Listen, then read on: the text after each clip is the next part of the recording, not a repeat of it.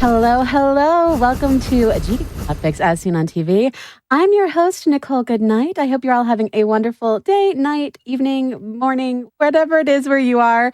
I hope you're having a good one. We have a great episode tonight full of lots of things that you've seen on TV, perhaps, or in the movies, and maybe some things that you haven't because they're not TV shows or movies, but it'll make sense when we get there. But first, I've got a couple of things I want to let you all know. GDQ 2025 will be live from Pittsburgh, Pennsylvania from January 5th through the 12th. Registration and hotel booking are now open. Visit gamesdonequick.com and check the GDQ 2025 important dates section to learn more. And also join the official GDQ Discord and add the Hotfix role, where you can keep tabs on upcoming events, talk with staff, and more. If you use !Discord in Twitch chat, you can get more information on that. Now, that all being said, we are going to dive into our first run of the night, which is a movie, which you may have seen in the theaters or on TV, but you're also going to see it here tonight. It is The Lord of the Rings, The Two Towers. So, Zojalix, take it away. Hello, everybody. My name is Zojalix, and welcome to The Lord of the Rings, The Two Towers, Aragorn Easy. This game came out in the golden era of licensed movie games, and I'm very excited to be able to show off the main category for you guys, Aragorn Easy. Essentially, in this game, all of our main categories, you play as three different characters, Aragorn, Legolas, and Gimli. Aragorn is the most competitive and my personal favorite category, so I wanted to be able to show it off. I've shown this game off on Hotfix before, but this is my all-time favorite speed game, so I'm always ready to show this game off on Hotfix whenever I get the chance. So, we're going to go ahead and get started. The timer is going to start once I skip this first cutscene, so I'm sorry, Richard, I should have given you a little bit more of a warning on that, but we will get started here in 5, 4, 3, 2, 1, go. All right. Good luck. So, thank you. So, how we are going to be starting this run out is in everybody's favorite thing. Right? Okay. So sorry, my dog just immediately came in and started freaking out. But essentially what's going to be happening is we are going to be in a auto-scroller for the first first 3 minutes, but the first 45 seconds are going to be the most auto-scroller-y. We're just going to let this orc hit us a few times. But we're going to be doing something really, really difficult at the very start of this run, and that is counting. But there's a specific way that we have to count. So we have to get around 1,000 EXP in order to set ourselves up for later on in the run. And we have to do that by getting a specific type of kill. In this game, there are 4 different types of ways that we can take out enemies. Fair, good, excellent, and perfect. We want to get about 7 perfects. But to get a perfect is a little bit more complicated than just getting a perfect. What we have to do is you'll see this meter down in the bottom left corner. Now that it is filled up, we enter what is called perfect mode. And when you're in perfect mode, you do the maximum amount of damage as well as you get the most amount of EXP. So it's important that we're able to maximize, we get all of our kills in perfect mode, so that way we then don't have to take a lot of time at the end of every single level where it calculates our EXP to go through and get all of the EXP necessary. Basically, is kind of like a way to save time but still get the EXP. It actually ends up being really, really cool because the routing for the experience points that we do in this game is actually quite precise, where we're still able to hit the max level, which is level 10, while minimizing the amount of kills that we actually have to have. And you'll kind of see in some of the levels where we fight a lot more enemies and some of the levels where we don't fight a lot of enemies, you'll kind of see where the EXP routing really kind of comes into play. So that's something that I definitely would recommend you all keep your eyes on. I'm just going to silence my phone right now because it's being kind of annoying. But anyways, so if you don't know who I am, hello. I'm taking this little bit of time for this last little bit of autoscore to introduce myself. My name is Zojalix. I am a Christian husband, dog dad, and all-around nerd. I speedrun primarily Lord of the Rings games is my main series, but I also do dabble in some Kingdom Hearts, some Star Wars, and some Spider-Man. Those are kind of the other series that you might see me run across the board. I've done a lot of different events. and just overall, I've just had a huge love for speedrunning. So I love being able to be a part of Hotfix and show off really awesome games, especially this one.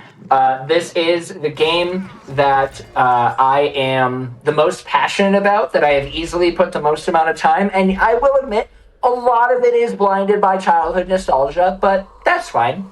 And I'm very happy to be in the position where I am to be a community leader and world record holder for most of the categories in this game. So we finished our auto scroller. Now that we're done with my little brief introduction, we're going to get back into the game. So we have the EXP that we needed, and now we're going to move on to the next level, which is Weathertop. We're going to be fighting these ring wraiths. And there are these very specific types of combos that we have to do to take out the ring wraiths. What we have to do is we have to use our fierce attack, which is our stronger attack but slightly slower. But we have to do it in a very specific timing to pin them without taking a lot of damage. Or getting into the perfect mode, because we want to get into perfect mode right here after this ring wraith, because by doing that, we are in perfect mode for the final two. If we were to get into perfect mode way back in the first phase, things would get a little bit hectic here in this last phase. So we don't want to worry too much about it by just waiting and getting into perfect mode at the time that it matters. Because when we're in perfect mode, like I said, maximum amount of damage, ring wraiths go bye-bye. You will not stop my ring bearer, even though he did get stabbed, but it's fine. A little bit of elven magic and Frodo will be right back up on his feet. We're going to not do any upgrades as we finish up this level and go into the next one, the Gates of Moria. Now you're probably like, wait a second, this game is called The Two Towers. Why are we playing moments in the Fellowship of the Ring? Good question. So the Two Towers game actually came out in between the Fellowship of the Ring and the Two Towers movies coming out. And the only other Fellowship of the Ring game out there was one based on the book, and that one's not great. And there are some cool moments from the Fellowship of the Ring movie that the developers did not want to leave out. So they just decided, hey, we're going to add them in there. So Gates of Moria here is a level that to the regular eye might look just like, hey, run to the thing and do it quickly, which really that's what it is, but it does end up being a little bit more complex than that, because the how do I want to say this? The pathing that we have to take, that's the words I'm looking for, is pretty precise, because we have to make sure that we go in a way that doesn't get us hit by these goblins. Because if we get hit by them, they will stun us and we will be stuck forever, and it will not be fun. I have actually, in my early days of running this, I had a lot of times where I would get stuck so bad that I would end up dying. Thankfully, I haven't had that happen in a few years, and I have a few better methods on how to counteract that.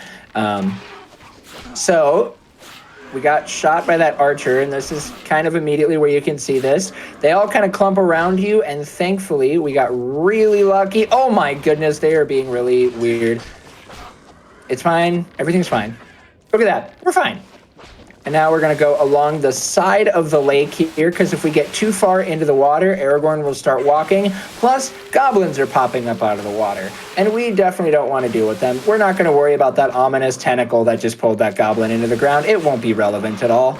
And then we're going to come in here. All the goblins despawn as we hit the lake, and we're good to go. And oh my goodness, the ominous tentacle did matter. So yeah. Oh my gosh. So this is the first boss fight, the Watcher in the Water. He is a very straightforward boss fight. His tentacles are going to come up out of the water. We're going to parry them, cut them, and then we're going to shoot him. And we're just going to do that a little bit. So this is the area, one of the areas of the run where RNG can be a pretty major factor. And by major, I mean about 10 seconds, unless for some reason the tentacles just clip through our sword, because, you know, that can sometimes happen, but no biggie. We got through the fight pretty well. And that ends the first, this level, Gates of Moria. If we were playing the other characters, Legolas or Gimli, their runs would actually start at Gates of Moria, since they're not playable in the earlier levels. The only reason why Legolas is 4 minutes faster than Aragorn, because he doesn't have 2 more levels that he has to play. We're going to pick up a few other abilities. We're going to pick up Seal the Word Swift Terror and Ranger Fury. That's going to be our first little bit of menuing to grab those abilities, and then we're going to move into Balin's Tomb. Balin's Tomb is another fun level because it, again, to the regular eye would look like there's just one big auto-scroller, but it actually is not. We are going to be progressing the level quickly based on how fast we are taking out enemies. And what better way to do that than in perfect mode? So now that we're Aragorn and we have a bow, you can see that we can stand in this specific position when I'm in perfect mode, because I have to get into perfect mode, and sometimes standing in this special position doesn't help you get into perfect mode. But we can stand in that specific position using our bow to do the maximum amount of damage possible, taking out these goblins in one hit, not only speeding up the amount of the kills that we need to progress the level, but also maximizing our EXP gain.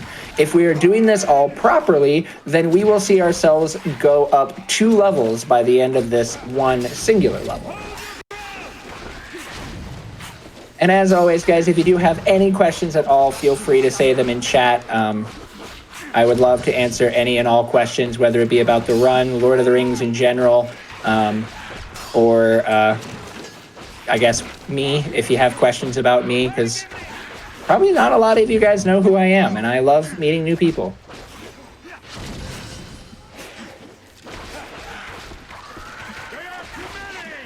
We love new friends. We do. New friends are great. Yeah. Ooh. So, one quick thing. These shield guys here, so, okay, I haven't talked about this, which actually this is a good time to do this. There are actually 2 different types of melee attacks that we can do. There is the speed attack and there is the fierce attack. The speed attack is when you see Aragorn kind of slash horizontally, and the fierce attack is when you see him pick up his sword and slash upwards and then downwards. If we do a speed attack, we'll do less damage, but we'll be faster, and a fierce attack will do more damage, but will be slightly slower. And one of the obnoxious little things with shield guys is their shields will only be broken by fierce attacks.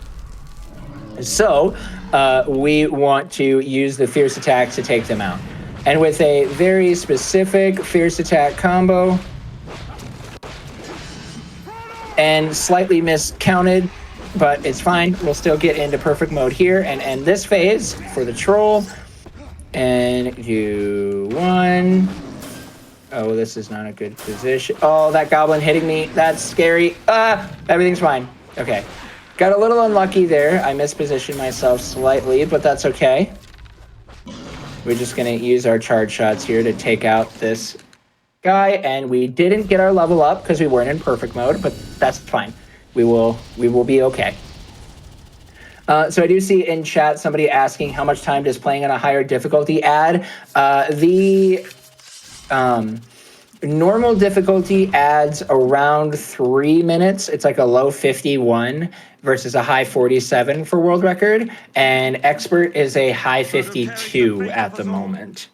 We must defend him. So adds a couple minutes per difficulty. Normal could probably go down more, but I haven't ran a lot of normal. I've mostly spent my time on easy, because even with this game being on the easy difficulty, it can be quite punishing. And you almost saw that with that troll, as I still almost died. And if we were playing on the expert difficulty, I could have very easily been like one shot. So we're now into Amon Hen. Amon Hen, this is the hardest level in the game, in my personal opinion, just because it is the level that we have done the absolute most amount of reroutes for. And we don't really know how it works. Sometimes you can just do it really, really well, and sometimes it just doesn't work out for you. And by sometimes, I mean it has about 45 seconds to a minute of variance in the level. And one of the things that becomes really difficult in a 55-minute run is when you have your 45 seconds to a minute worth of variables, but it's okay. So this is that Ranger Fury attack that we got earlier. We're using it to take out these guys because we can take them out relatively quickly, but we are at our most vulnerable when we use Ranger Fury, but it's It's fine. No biggie to worry about. Because the nice thing with the Ranger Fury is that's a stutter attack if I ever had one. Holy cow. The Ranger Fury animation is actually quite lenient for how much you actually have to charge it before it goes off. Other times you might look at it and think you have to have it be fully charged, but on Ranger Fury, for some reason, nope. Just getting it to where you need it is great. And you'll see that come up as we get into the boss fight for this level. So this level 2, I haven't really talked about it because I've just been talking about 1,000 other things. You can see up in the top right corner this number of Urukai as well as Frodo's health. Frodo's health works more like a timer, just to say, hey, you have to take out these Urukai before that health bar drains, which as speedrunners, that health bar does not really matter. As a child, it was a absolute terrifying experience, and I still have traumatic memories of the cutscene that plays if you do fail. And defeating the Urukai too quickly. But thankfully, like I said, as a speedrunner, it's nothing we have to worry too much about. Wow, these guys are not wanting to cooperate today. This is an unfortunate turn of events, but it's okay. We're going to take these guys out just because they're quick. And then we're going to run over here onto the bridge, take those two guys out. And now we're in the final fight here before we get to our boss fight. And we're starting out in perfect mode, which is nice because we can just immediately start attacking. So kind of a funky little advanced maneuver that I'm doing that you probably wouldn't even think about if you've casually played this game, and I didn't even really think about it being a thing until I actually started speedrunning, is the ability to actually be able to parry cancel. So the only attack that Aragorn is ever completely locked into in a combo is his third attack in his combo. So after I do 2 attacks, if I start spamming the parry button, I can then parry and cancel out, which works out actually really nice because there's like half a second of not necessarily lag, but kind of like end lag if you're a Smash player. And it just basically helps to cancel it out before he starts that third attack. So this is a strat with Ranger Fury that I'm going to talk about with Lurtz here. We're going to position ourselves over here. He's going to get himself stuck. I'm going to use a Swift Terror, use Ranger Fury, and Lurtz goes bye-bye.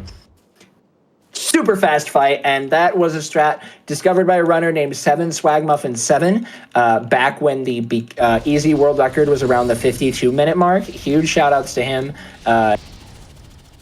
He was my first major rival in speedrunning, so I always got to give love where love is due for him. And now we finished this level, and we've got our next level up. We're going to buy our Rohan bow upgrade, and then we are going to move into Fangorn Forest. Fangorn Forest is my personal favorite level. Also, now in 16 minutes, we have finished one movie. So even though the next run we're getting might not actually been seen on TV, or unless you did watch it on a TV, we're getting 2 movies for the price of 1. So we filled our movie quota. It works out we great. Did it. Perfect. Exactly. So here in Fangorn Forest, there are a lot of different fights that we're going to have to do. And a lot of them are quite precise and also can be kind of awkward. And this is immediately already the start of the awkwardness, because if the strat goes exactly how I want it, then these goblins aren't a problem. But, oh, hey, there's one more. Hey, buddy. So we can just take him out.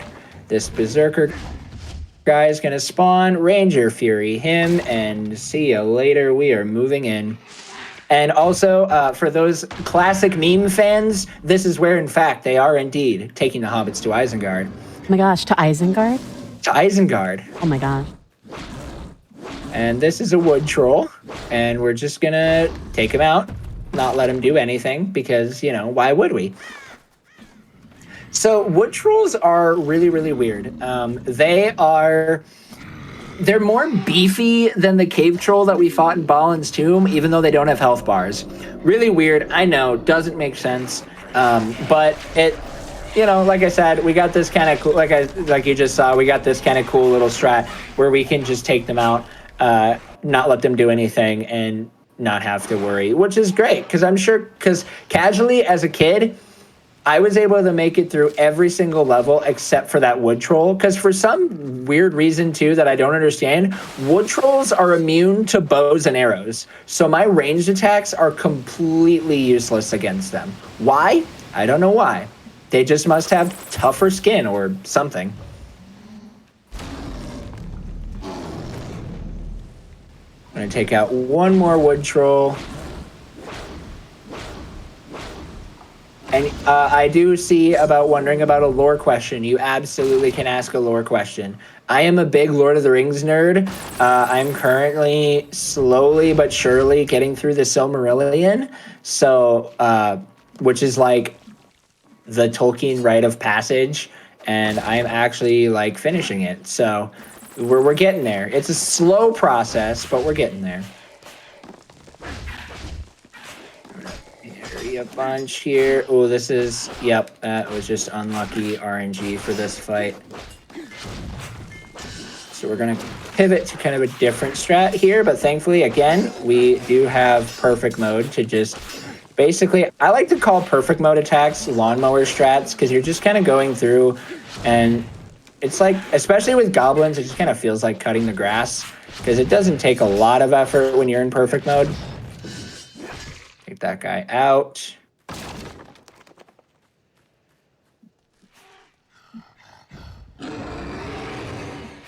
How do I feel about the Shadow of Mordor, Shadow of War games lore-wise? Okay, coming from a lore perspective, I don't enjoy them, but that's only because they are not Tolkien lore canon at all. But as they are as games, they're still phenomenal, and I do speedrun both of them. So, well, I haven't done a run of Shadow of War yet, but I have plans to. But in that aspect, as they are as games, they're still phenomenal. All right, so we just took out these trolls, and now we are done with Fangorn Forest. Now that we are finished with Fangorn Forest, we're going to pivot over to Plains of Rohan. And not really pivot, because it's the next level.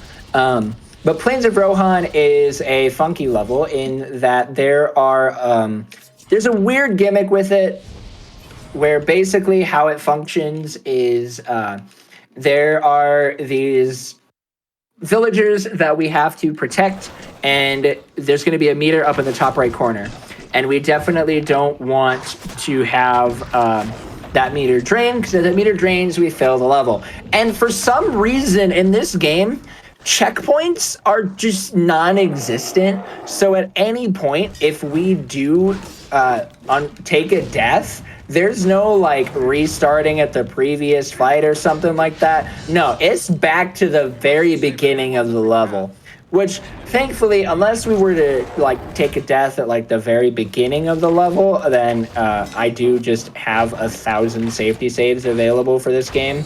So that is super helpful. But if all goes according to plan, we shouldn't need to worry about it.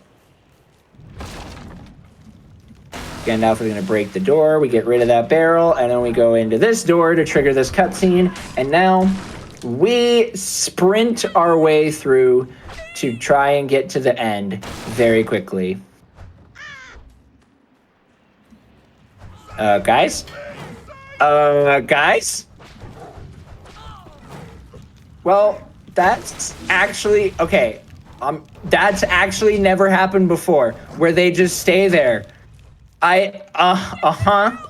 In my hundreds of runs of this game that I have done, I have never seen that before in my life, where they just stand there. They super didn't want to let you pass. They really just looked at me and said, "You shall not pass." They really did. And speaking of "you shall not pass," there's Gandalf. He's a solid character. I am a Legolas fan. I've always Legolas has been my favorite character since I was a child, and I don't anticipate that changing anytime soon. I think though it's weird because my second favorite character is Pippin. Aw, A Pippin. very drastic difference, but Yeah. it's still, I mean, he's wonderful. Shout outs to this mug, which is actually used to have a Prancing Pony sticker on it. But whenever I get this, I always remember Pippin getting very excited over pints in the Prancing Pony. And I got that as a Christmas present a couple years ago. And it is my favorite glass cup thing that I have ever had. But that's also like the extra nerd out of me because like that year for Christmas, I was like, hey, I want Lord of the Rings stuff. I don't know what that stuff is going to be. I just want Lord of the Rings stuff. And my family came through. I got a t-shirt, that mug, and I have, I don't know if you can see it in my background. Oh, you can. That's a map of Middle-earth throw blanket that my wife actually put my soundproofing on, and we have it on a canvas. We need to just get it up on my wall, but for some reason, that's just been really difficult to just motivate ourselves to getting it up on the wall.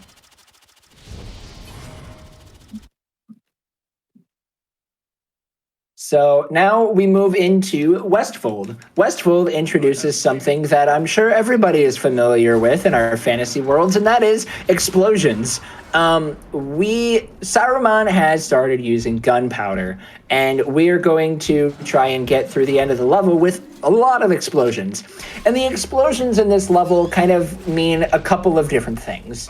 One thing that they mean is they take out enemies really quickly. On the other side of things, they also take us out really quickly. And that can create a moment of scariness. But another kind of fun benefit of these explosions is that when we take out enemies with the explosions, they don't give us EXP, which for most people would be thinking, wait, don't we want EXP?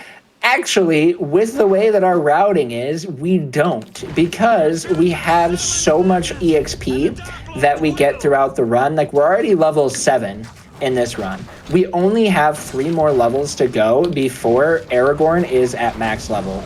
So we don't actually need to go through and get a lot of EXP. Oh, I couldn't get that off in time. That's okay. I tried to cheese it. You can actually choose to use your Ranger Fury ability.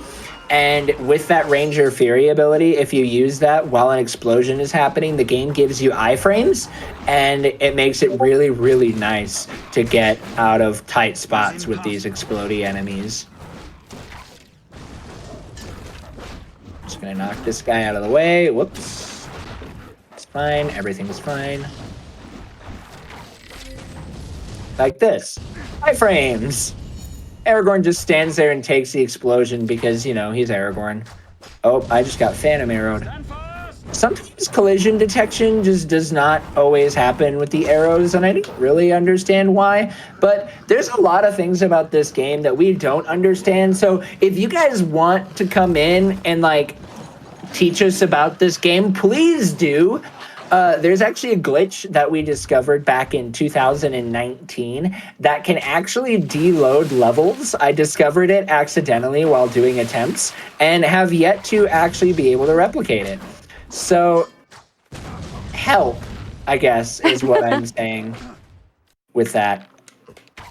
Because if we get that, then we could skip. Like, there's one major drawback in this entire run, and we'll get to it in a little bit. We're actually getting really close. But if we were to get that glitch to work, then I would only allow it to skip this one level. So please, join the Lord of the Rings speedrunning Discord and learn about the game. Discover strats. Join us. I also am just a big proponent of the whole Run My Speed Game campaign. Because it's a good campaign. It is a great campaign. And we're a tiny but mighty community, so come join us, run the game. It's super fun, super easy to get into. I've made I think I've made 2 separate tutorials for Aragorn, and I just have a bunch of tutorials out there anyways. So you should run the speed game, and then you can see. So now we're in the Gap of Rohan. Gap of Rohan is not the fastest level. Weathertop was the fastest level, but this one is the second fastest level. We're going to be taking out these wargs here, and we're going to be doing this quickly by just using our Ranger Fury. We take one of them out, Legolas and Gimli takes out the other guy, and then we move over into our boss fight. Our boss fight here is going to be this guy, Sharku. Sharku is going to think he's really cool because he's got this giant warg that he can ride around on, but we're going to prove to him very, very quickly that he's really not that cool. We're going to start off by juking this guy here, doing a swift tear with a jump back cancel, which is another kind of funky little advanced combat thing. With the jump back cancel, we now put ourselves into perfect mode to take out those other two wargs with our bow and arrow. Sharku is going to run us over twice just to boost his ego. His doggy is going to get a little excited, and then we run over behind his leg, Ranger Fury, and Sharku is done. And just like that, that's the end of Gap of Rohan.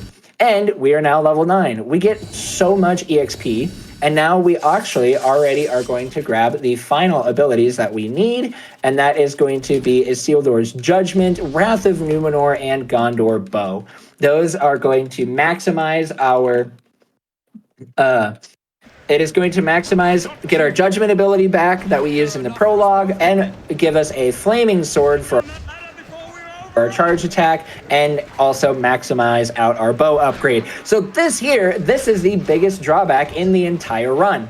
This is Helm's Deep, the Deeping Wall. And for some reason, the developers thought it would be a great idea that right here at this point in the game, you're going to run around and kick down ladders for 8 minutes. I don't know why. We don't know why. But this is the only drawback, is we are now currently in an 8-minute auto-scroller. And that is why we have 3 levels left in the run, and we are only 30 minutes in. Because we have this level, and the next level is about 8 minutes as well. So that's where most of those 20 minutes are going to come from, is the next 2 levels.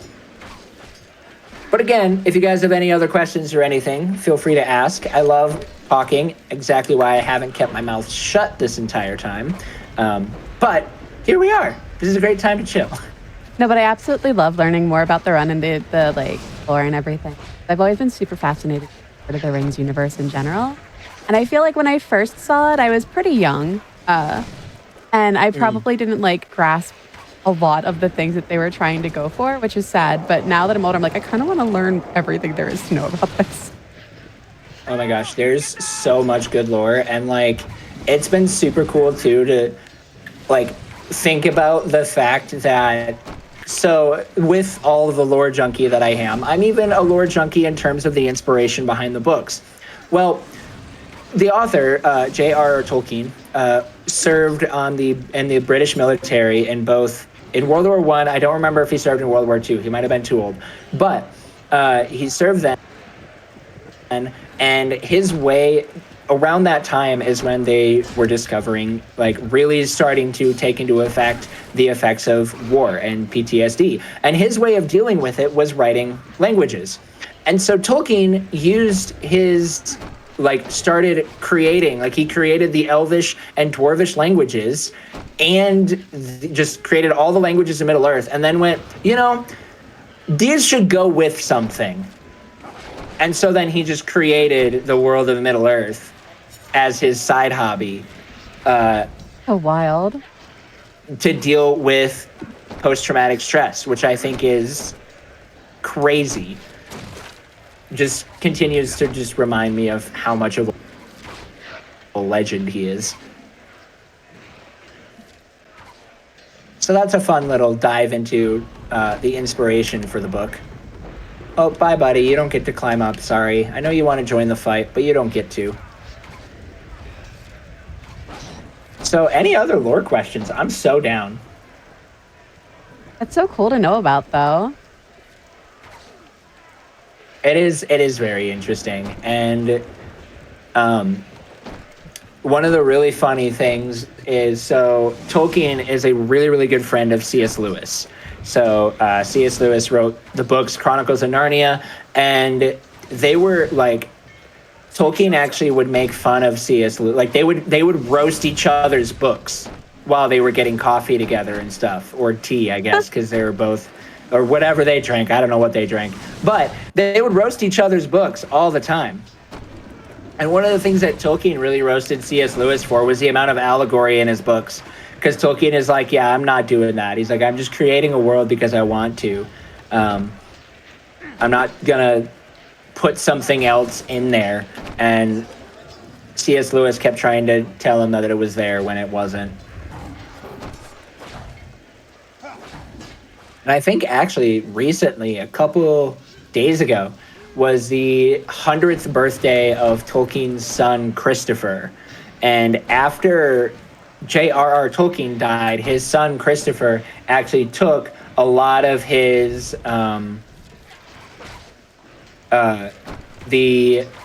took a lot of his inspiration, like a lot of his father's unfinished work, and, like finished it, went through, edited it, and continued to publish work that his father never got to finish before he passed. Pretty cool. And really sweet. Yeah, it is really cool.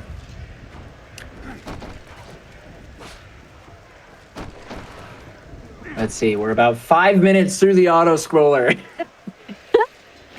I think it's weird for me doing this too on a hotfix style, because whenever I run this game on my own stream, I run a couple songs during this, like Lord of the Rings meme songs. Mm-hmm. Like if you watch me run this game on my stream, you will hear they're taking the hobbits to Isengard. You'll hear the potatoes meme song. I don't know if you guys have heard that one, because that one I actually didn't know for a long time. Didn't know that one existed. And then you'll also hear, the children's show VeggieTales created a Lord of the Rings spoof called Lord of the Beans, and they have a Elvis parody song called My Baby Elf, because that's just what they decided to do. And you'll hear that on my stream as well to help the auto-scroller go by. And it is a grand old time. But now doing this auto-scroller without that music just kind of throws me off. I didn't know VeggieTales had a Lord of the Rings spoof. That's really funny. Yep, they do. It came out, I'm pretty sure, around the same time as the movies, because there's a lot of similar designs. Huh. And it is personally one of my favorite episodes, and obviously a Lord of the Rings bias is there. But also the fact that Aragorn in Lord of the Beans is called Ear of Corn, just said really fast. That's really good. It's so good. And then Gimli is his character's just named Grumpy. Oh. And the whole time he just wants a chicken burrito. The entire time. That's what he cares so fair, about. though. That's incredibly fair. I'm trying to think of when was the last time I had a chicken burrito. I haven't had one in 8. I can't think of the last time that I did. Do we need to go get chicken burritos after this? Is that a thing? Yeah, I think so. Oh, wait, Nichole, are you going to be at AGDQ? I am. Are you? I am. I'm only going to be there a few days, but I think we got to get chicken burritos. Oh my gosh. That would be amazing. I'm going to be there the whole time, so okay. 100%. I'm only going to be there like super early on. I don't know yet if I'm leaving Monday or Wednesday. It all depends on money things. That is so fair. Because I am currently fundraising on my stream for my GDQ trip. I'm going to plug this too. Me and my wife are actually going to be doing a run at AGDQ. We are going to be running Lego The Hobbit Restricted Any %. It'll be Sunday night at AGDQ, and I'm so excited. It's my first mainline GDQ event, and I get to do it with my wife. And I could not be happier, because she's not a gamer at all, and it was her idea to start speedrunning something together. And so I'm very, very excited to be able to be on the stage with my wife and show that off for everybody. And it's a great run, and y'all are gonna love it. Because we're getting through 2 movies in this game in about 55 minutes. We're going to get through 2 movies in Lego The Hobbit in 32 minutes. I'm not going to give you more information than that. Just watch the run. All right, we finished the auto scroller. We made it through. We are going to be going into Breached Wall. Breached Wall is the second longest level, and this one is a lot of fighting. They're going to be coming in waves, and thankfully, for some reason, I don't know what it is. This level, when you like compare all of the other runners, their biggest areas of time save against my runs will always be this level. I don't know why. I don't know what I did or what I do, but apparently this is just the level that sets all of us apart.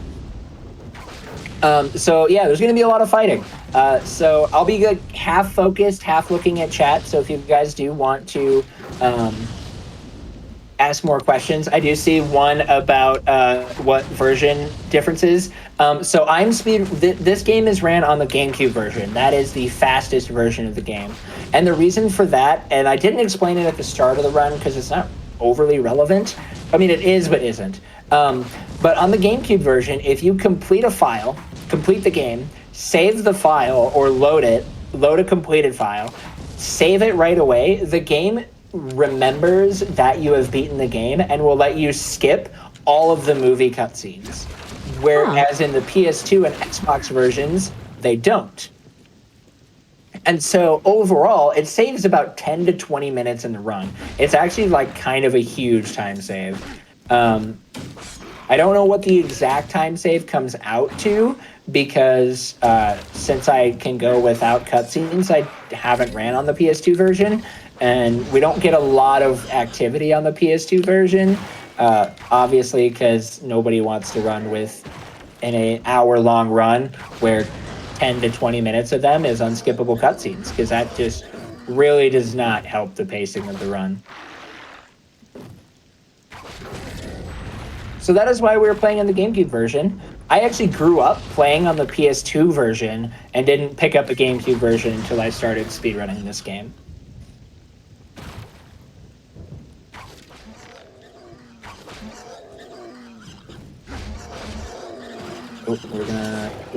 Yeah. Oh, that worked out so well. That was awesome.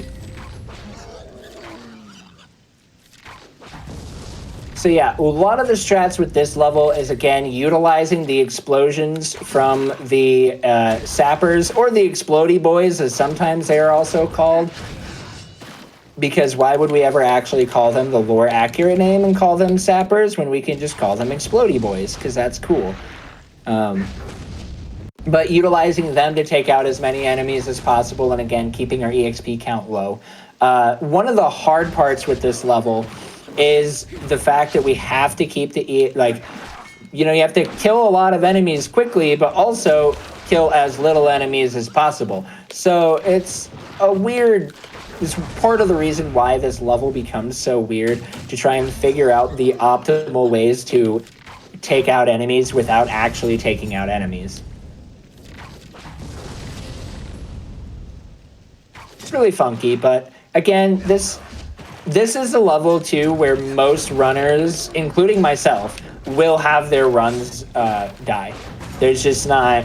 I would love to just say that there was another, like, the two levels that take out the most runs are this one and Amon Hen that we experienced a while ago, because that level just is really, really difficult to execute well on, and so it's really easy to just lose all of your time there. But I like Amon Hen where it is in the run, because it's early enough that you don't have to feel attached to a run at all.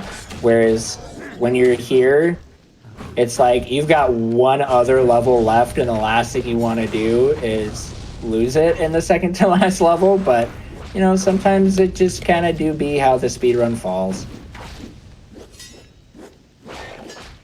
But if anybody wants to figure out a way to make some of these levels more consistent, please do. Because us in the community will love you forever. And we've even been tossing around the ability of a bounty. So that might be a possibility if I can convince other members of the community to pitch in for it. Because I can't do it myself right now. Really cool idea, though. Yeah. I originally wasn't sure how I felt about the idea of speedrun bounties, and then I realized the whole motivation behind them is to make a speedrun better, so why not?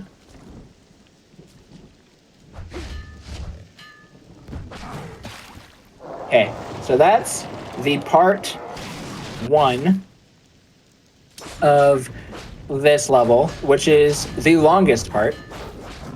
I'm getting... Okay, these Urukai are not doing what I need them to do. Oh, of course, now they join the party right when I'm ready to, like, adjust how I deal with them.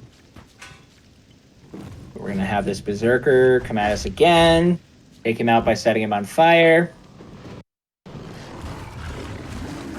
And then we have a troll. So I do see the question, why do we not want EXP? You will see at the very end of this level. So throughout every single level, you've seen that results screen that's shown up where the game has tallied all of our experience and our kills. But you'll see, wow, this troll is trolling. There we go. All right, stay. Up to his namesake. He really is. Stay. Stay. Stay. No, I said stay, Sapper. I actually am doing that for a reason, and it's kind of working. We'll see how well with this catapult part.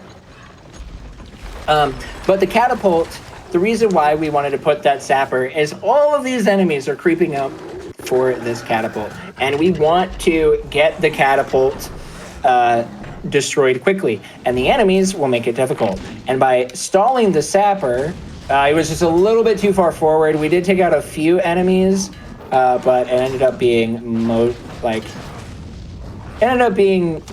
okay. It wasn't great. It wasn't terrible. It was okay. And you know what? Sometimes that's all you need. But this is why we try to do that sapper push, because we want to deal with a lot of these enemies quickly. Oh, let me out. There we go. And boom. Perfect mode does matter for that catapult, by the way. I'm sorry, Railcoon. I could not get the catapult one-shot. There's been a few times, it happened first on a community spotlight with Railcoon, where I was doing this run. I was on like this really, really good pace, and then I died, had to redo the entire level. I got to the catapult part and beat it in one hit, and it had never happened before. And so far, we think we've had 3 people successfully do it. Oh, gosh. And we just don't know what causes it. There's a few things that we just don't know about this game. So, hence why I come run my speed game. Learn it, break it. And this is why we try to get a lot of kills by not getting a lot of kills, because that screen takes so long. And with that, we are now going into the final level in the run, Hornburg Courtyard. Hornburg Courtyard has the one and only actual skip in the run. So what is going to happen is we first have to start off by taking out a lot of enemies, and then Legolas is going to spawn and is going to ask for help, which is really kind of ironic that Legolas, of all people, would be asking for help, but he is. And so we're going to go and help him. And how we are going to help him is we're going to take out some Urukai, but we do it in a very particular way, because after all of Legolas's Urukai get taken out, a cutscene plays where we see Gimli kind of go crazy and take out a lot of enemies. But you can actually skip that cutscene by going past the area where the cutscene would play before you take out all of the enemies. So so we're hoping that we can kind of set it up where Legolas actually is the one to take out the final few enemies. Because once he does that, then we're able to get the cutscene skip significantly easier than if Legolas was not the one to do that. And there have been moments where we have been able to get it without waiting for Legolas to do his thing, but it's not always as good.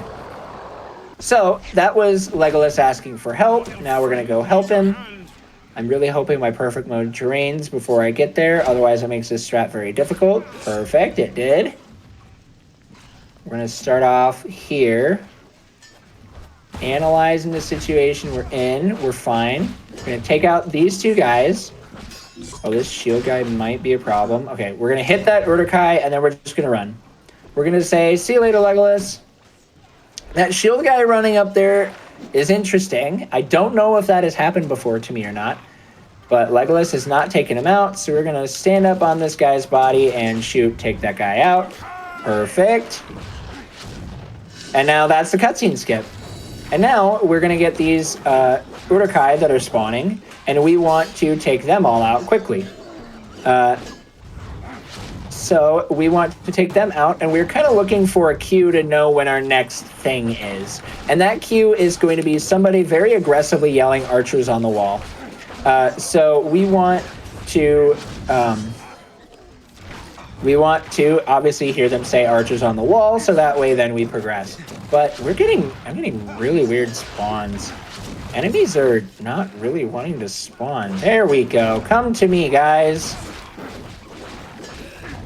Sometimes this can happen where the enemies will just choose to just not spawn after the cutscene skip. We're not really sure why that happens, but it just does. There's the archers on the wall. Now we're going to run over here and shoot these archers. And now we have to get really kind of unlucky there. There we go. Oh, I'm running low on arrows. No, these guards are blocking my shots. There we go. Okay, perfect. We got them all. And now we're going to... Oh boy, that hurt. I could use some health. Oh, hey, look, a health drop. Perfect. See, even on easy, the catapults do just two-shot you.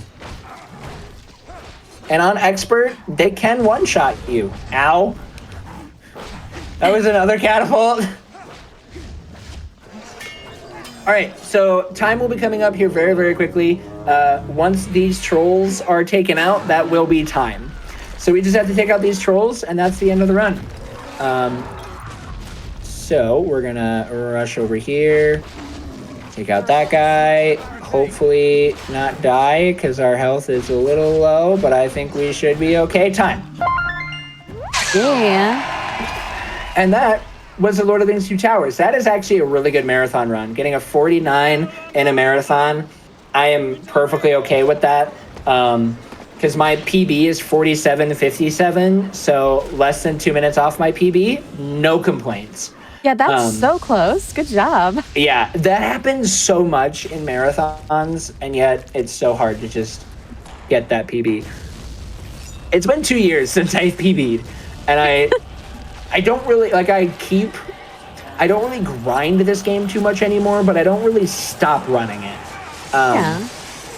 But anyways, this was Lord of the Rings 2 Towers. Shout outs to the rest of the Lord of the Rings community. I'm not going to name any major names because we'll be here forever.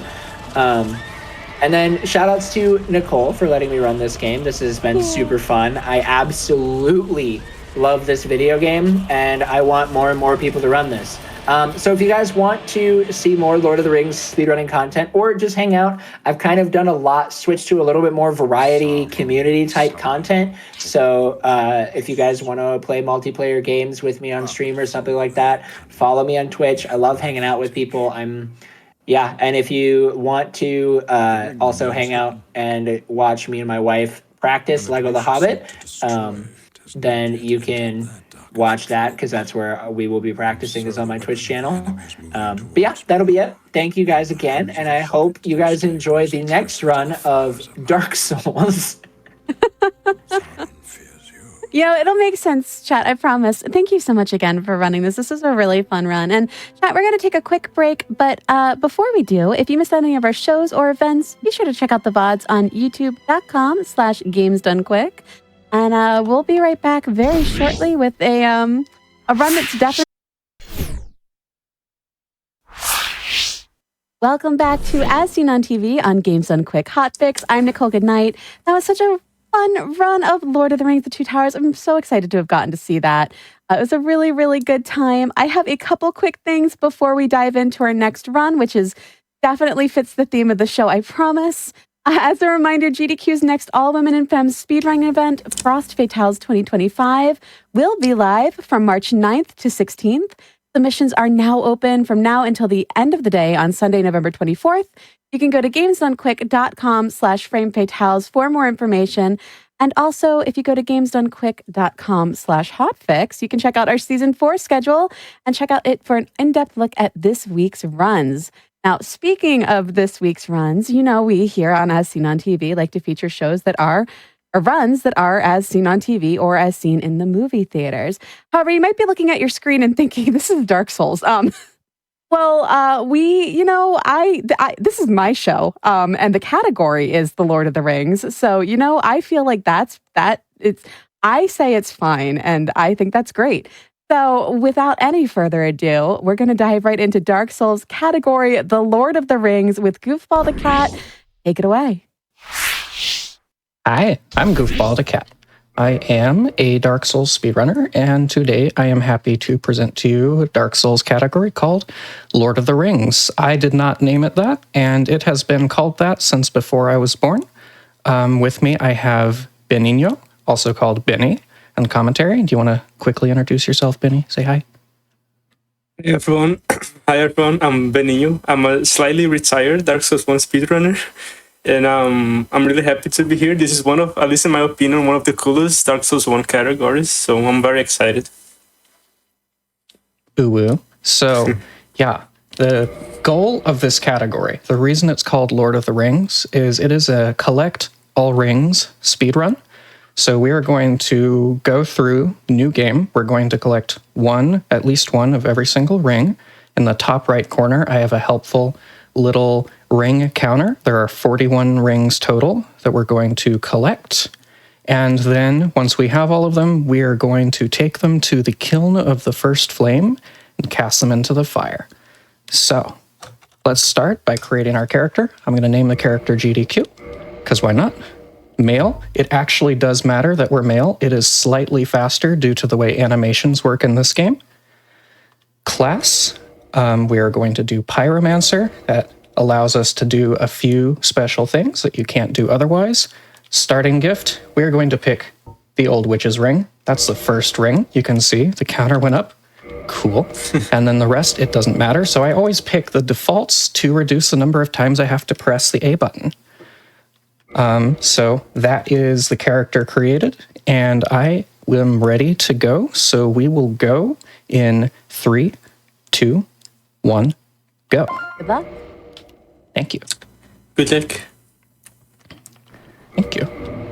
So we start in the asylum, same way we always do. We pick up that key, and we exit. So we're on our way. There's one ring in the asylum, but we're not going to bother with that now because that has to wait until we come back. So right now, our goal is to just pick up a few things and get out of here. On the ladder here, I'm going to do some menuing. You always do menuing when you're stuck in animations if you can help it. It's because the game keeps going while you are in the middle of animations. Here I'm moving the mouse because actually your mouse cursor position is used for some tech in the run. I moved the hilt to my left hand because that allows you to block with it, which is not just useful for blocking, it's also useful for you can roll when you're sprinting if you're also blocking, whereas otherwise tapping B again will make you jump. And it's useful for getting you up to top speed a little faster because of animation shenanigans. I'm still wearing the gloves because they give me bleed resistance. I have the axe here because we're gonna have to kill the asylum demon with it. Opening that door is a shortcut for later. And we're gonna talk to Oscar here.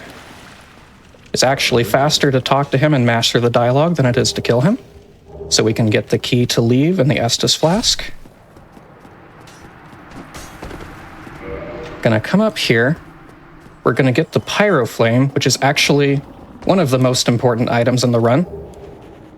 We're gonna use it in this opening boss fight to cast Fireball to do damage, but after that, we're gonna use it to do a glitch called Homeward Wrong Warp. I'm gonna quickly kill this boss. This boss fight is, at least the beginning, is quite scripted, so hopefully everything will go right, and it did. Nice.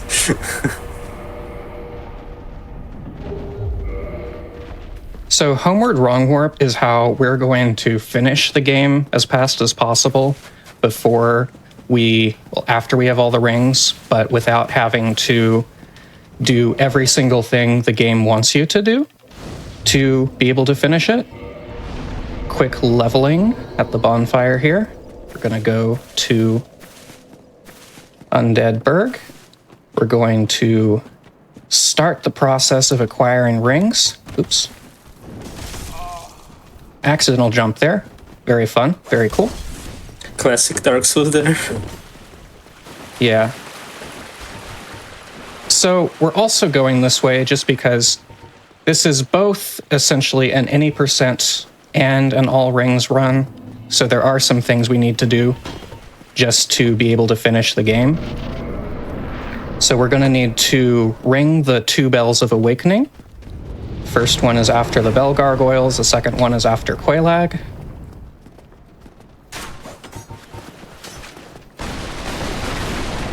Oop.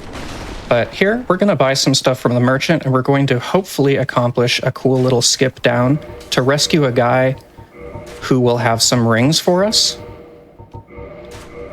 Thank you kindly. Yay, This- first try. Oh, nice. This skip like used to be a huge pain for our bosses runners, but there was after it stopped being used, I'm dead. A setup for it was found. Nice. And like this is the most volatile area of this run, I think, with these dogs. So makes sense that one death would happen here.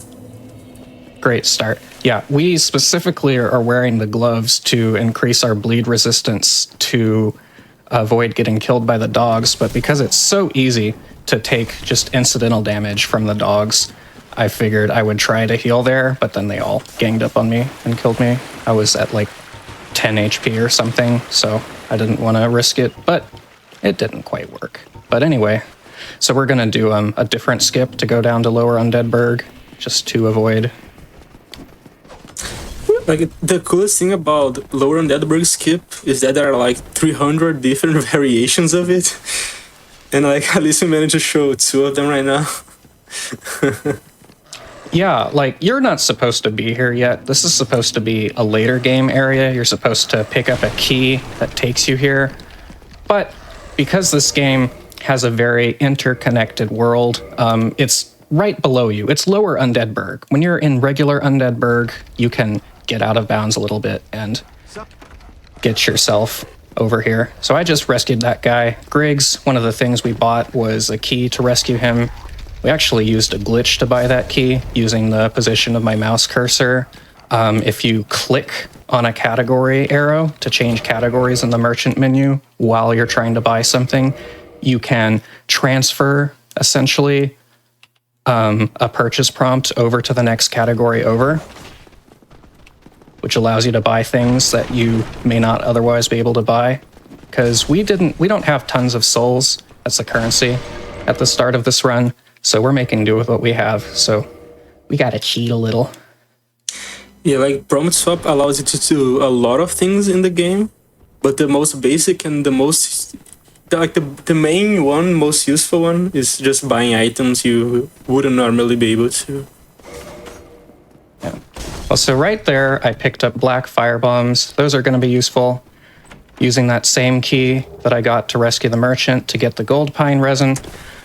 The gold pine resin, it's useful for this boss fight coming up, the Taurus demon, but actually I am going to try to do a newer strategy to kill the Taurus demon, where instead of actually fighting him, I'm going to try to get him to just fall off. But if that doesn't work, I'm going to have to reset the fight and just fight him normally. Okay. Oh, nice. Yeah. That's unfortunate. We're doing great right now. Don't you worry. We're doing great. All right. Who's ready to run through Undead Burg again? I sure am. Benny, what have we not talked about yet? There is so much to talk about in this game, in my humble opinion. Yeah, there was one thing we didn't mention on the Asylum demon fight, and that you did a jump and attack to reach him that did like 2 ticks of damage. Like the first one was hitting a silent demon, and the second one was the damage dealt from the special animation you do with the plunging attack. So you managed to get a little extra damage there. Also, I'll mention. Sorry, go ahead. Also, we talked a little bit about male being faster for animation reasons, and that's just like the male accelerates, and they accelerate slower than the female character. So by toggling, how you see him doing when he starts running, he manages to accelerate at around the same speed that the female character does, but he deaccelerates slower. So overall, he manages to keep his higher speed for longer. Yeah. I'll also mention another thing. I'm sometimes quitting out of the game and loading back in. Runs of this game are normally timed with in-game time.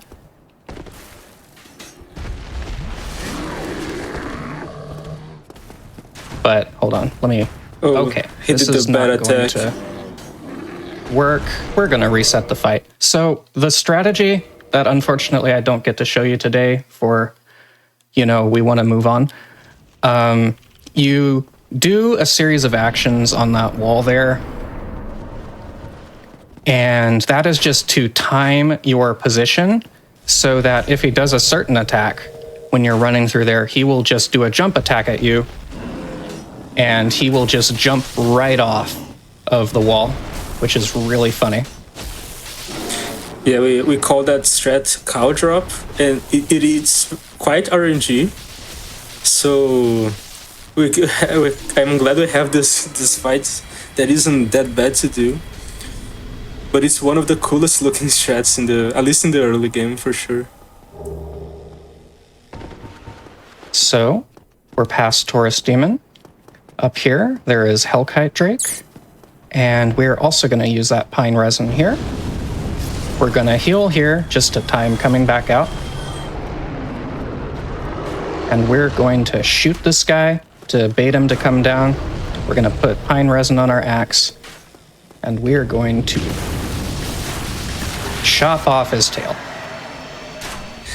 Like, this is such a simple strat, but it's so majestic in my opinion. At least when I started running this game, like, it definitely always felt really good to do that. Yeah, it's pretty satisfying. It got us the Drake Sword, which is his tail weapon. We're gonna use that for a couple of bosses.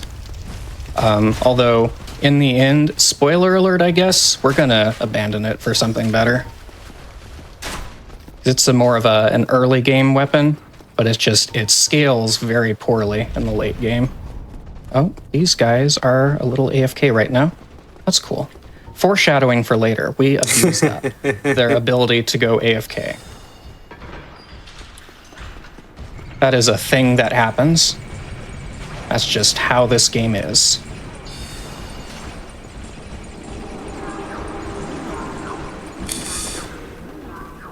Oh, nice. We're just gonna run through here. That went very smoothly. We're not gonna need that gold pine resin again, so off of the menu hotbar it goes, and we are over here to fight the bell gargoyles because they are protecting the first bell of awakening. And we need to ring those to finish the game. So we're just gonna... Oh, he gave me the good opening. How nice of him. So that makes this guy, if he doesn't do that, it makes him a little scripted. Okay, that was fine. That was normal.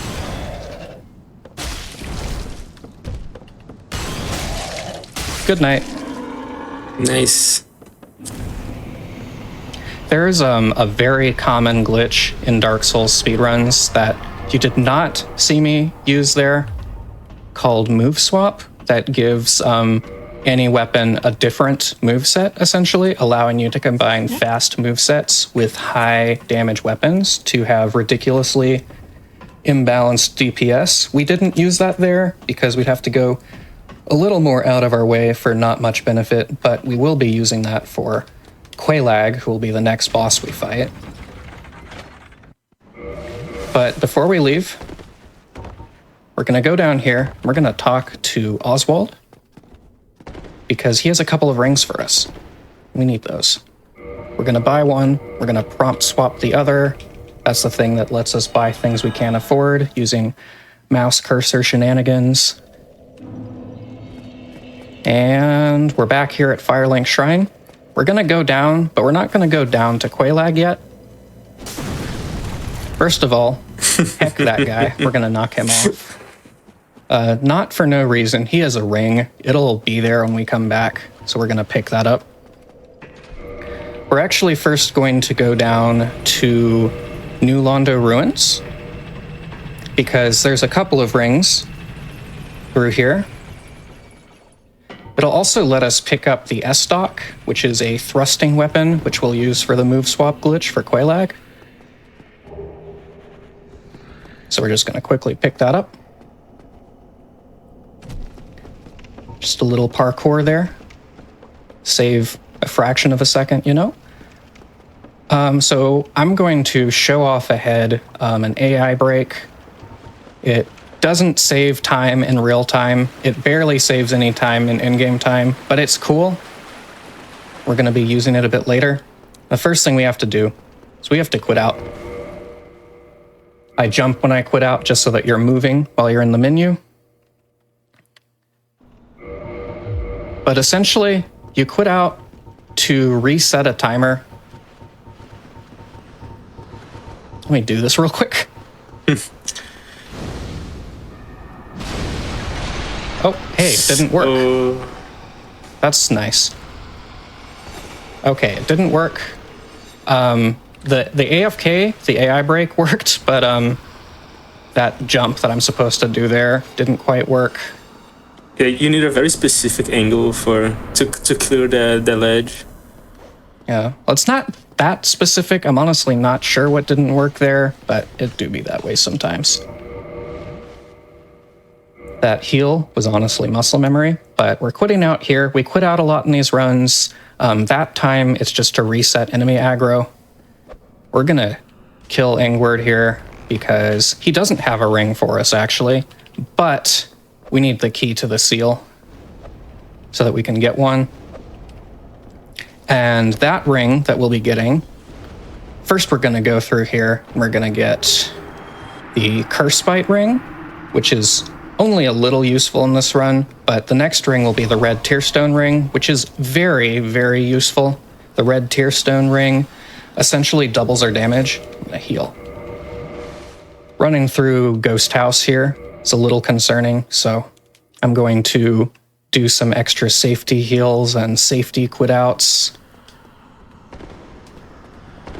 And just in general, act very scared. I didn't need to go there, but I did. Go ahead. One of the cool things about this route is that you usually see a lot of areas that you don't usually see in Dark Souls speedruns because of the locations of the ring. So at least I kind of see it as a tiny 100% category, because exactly of this, like you manage to look at a lot of areas that you usually wouldn't see a speedrunner be in, and that's really cool. Yeah, you never really come to most of New Londo Ruins in your average speedrun. It's just not necessary. And that strat for throwing firebombs at Ingward, that is obsolete in everything essentially except for glitchless runs. But we use it here just because it's the fastest way to get to these two rings. And there's the Red Tearstone ring. That is our double our damage ring, so very useful. The only caveat is you have to be below 20% health, but that's not going to be a problem. What am I doing here? Right. We're going this way. Also, after you picked the Red Tearstone ring, you did a dupe. You used a homeward bone, but without reducing one homeward bone from your inventory. And that's just abusing the way you can queue items in this game. So you triggered the usage of homeward bone, but you used Estus Flask during it. So it reduced an Estus Flask, but since we just went to the bonfire, we got that Estus back, so it didn't actually changed anything about his inventory, even though he used the bone. Yeah. And we'll be doing that a few times this run. I just went to talk to that fella, Petrus, to buy the spell Homeward. It's a miracle, technically, not a spell, but same difference. That's what will allow us to do the Homeward Wrong Warp. Homeward is a spell that essentially acts like a Homeward Bone, which is an item that takes you back to your last bonfire. But because of the way we can overlap different animations, essentially, of spells, there's a glitch that allows us to glitch out that mechanic and take us to places that the developers didn't really intend us to be warping to. And catching up with what we're actually doing, we're doing a skip here called Blighttown Skip. By the way, this whole thing. It's a rather difficult skip, probably the most difficult one in this run, but we are clipping out of bounds so that we can run along a wall that'll take us right above Quailag's domain. And then we drop down. We do a fall damage cancel. Oh. Trying not to fall right at the beginning because that's just really annoying. So doing it a little scaredy cat. But yeah. Yeah, usually when doing this skip, you can either fall to the left to the out of bounds space, or you can fall to the right where you fall inbounds. And usually falling left is better, so you can quit out and be back at the seam. And falling right, you just get back in bounds and have to do all of that out of bounds in the elevator again. So at least he failed, but not lost enough time. We're in Quailag's domain. Welcome. We took damage from that guy. And we took a little bit of... Oh, I forgot to... Hold up. We've got this. I forgot to reorganize my inventory for the menuing here, but... I now have the Drake's Sword move swapped. It's two-handed in my left hand, which is usually a state that's not possible, which you queue up two-handing your bow, because you can two-hand those from your left hand. Ow.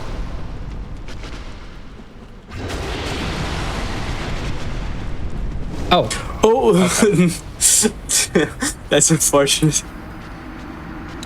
Forgot about that one. All right, who's ready to see Blighttown Skip again? We can talk more about it because it's actually pretty cool. We use a thing called transition clipping to clip out of bounds, because I know we didn't really explain that. Which is based on, there are two values that are at play here that affect how the game remembers where you are in your save. One is your stable position, and the other is what last area you were in. But we desynchronize those. So this setup, because your stable position is a little out of sync in the first place by 4 frames. It's 4 frames behind the other one. So we store our position at the top of the elevator, but then we have our last position as, our last area rather, just inside of New Londo Ruins here. So as a result, we load in at the top of the tower, but the map that loads is New Londo Ruins, so we clip out of bounds because there's no collision below our feet. That gets us to this seam. We run along it. It's a little difficult. I'm a bit rusty at it. And it's a 1 pixel wide seam, so you need to be definitely somewhat precise with it.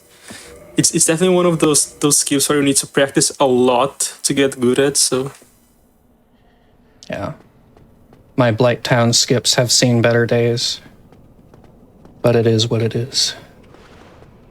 We do a fall damage cancel here by plunging. And then we're able to roll out of the plunge animation. I got a little confused there. Hey, I'm gonna need you to attack me again. Okay, that works.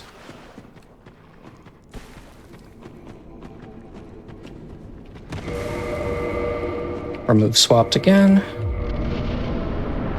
And now it's take 2 for Qualag.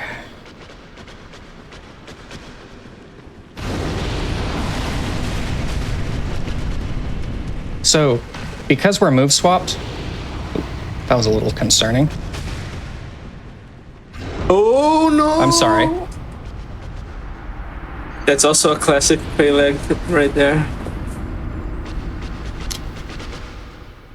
Oh no. But now at least though we have time to talk about AFK setups because we didn't fully explain them earlier. Yeah, do you want to talk about that, Benny? Yeah, so around after you load in, around every 5 seconds roughly, the game updates a list of for the enemy AIs to know who they can attack and who they should attack. And there are a few specific types of animations that a character can do that deloads the character. So if the game checks, it updates that list while your character is deloaded from one of those animations, the enemy AI won't be able to aggro towards you.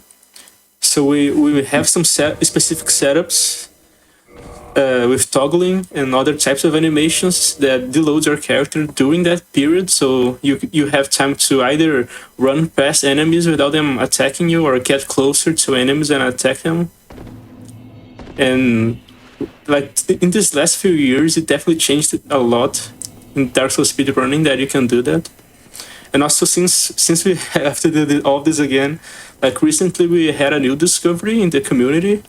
So if you know things about Dark Souls 3, there was recently the discovery of letter warping there, and that saved a lot of time in in categories like all bosses and some of the 80% categories.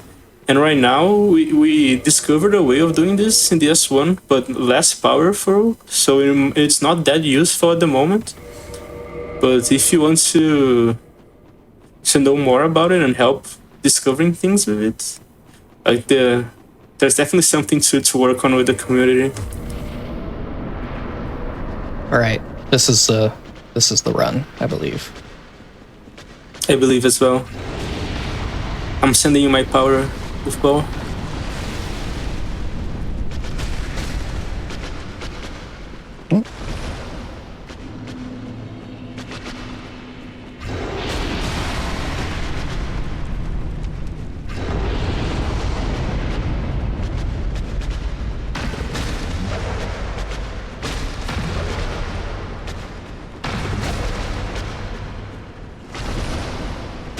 And Nice. there she goes. Easy, first try.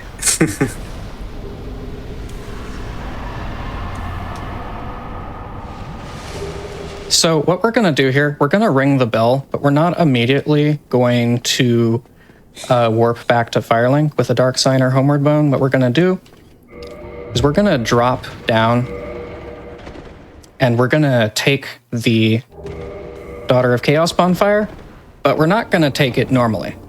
If we rest at it, then we can't warp back. We don't have the ability to warp between bonfires yet. I'm going to kick this guy out of the way. And then we'd have to climb all the way out. So we're going to do a homeward wrong warp, which I'm just going to do right now. First try. Nice. That's a frame perfect trick, so first try. Nah. So, yeah, what that does is it has you cast the spell homeward, but with the animation of Fireball. Fireball has a shorter animation, so we're able to do things for a brief period that we're not supposed to be able to do.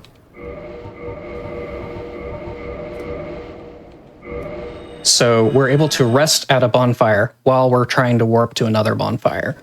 The game gets confused, as they say.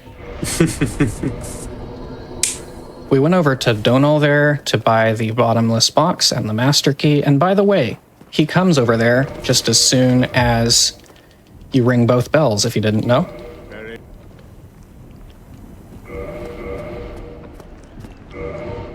We're using the bottomless box for this right now.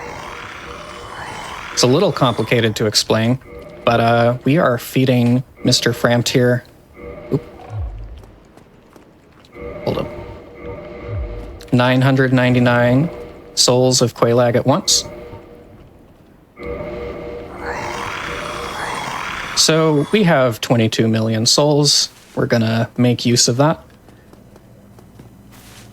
Here's Griggs, who we freed earlier from Lower Undead Burg. We're gonna buy some spells from him. Staff for casting them, and 2 rings. We're gonna use both of those rings, actually. One of the spells is really important for the run, Fall Control. Fall Control is a spell that all it's intended to do is make you not take fall damage when you would otherwise take fall damage. Kind of boring, but it has some unintended side effects that we're going to abuse. I'm going to do some menuing on the elevator, including placing my mouse cursor so I can use the mouse to level very quickly here, because we are going to level from level 2 to level 200. Clicking with the mouse aids in that, because when you hold down the click, you start leveling very fast. So we are going to level a bunch of health, a bunch of attunement, so we can attune a lot of spells.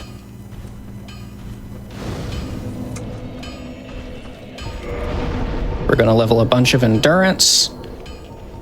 Oh, I guess I'm leveling dexterity right now. That's fine. Dexterity increases your casting speed. Endurance increases your stamina so you can run more. And we're going to put intelligence all the way to 99, very big brains, and that increases the damage that our spells do. We're going to tune Fall Control and 2 spells that do damage. And now we're coming to Sen's Fortress. We have the Drake's Sword here because we're going to use it to break in to the area where Logan is being held captive. He's another sorcerer who will teach us more sorceries. Unfortunately, he doesn't have any rings of his own, but the sorceries make up for it.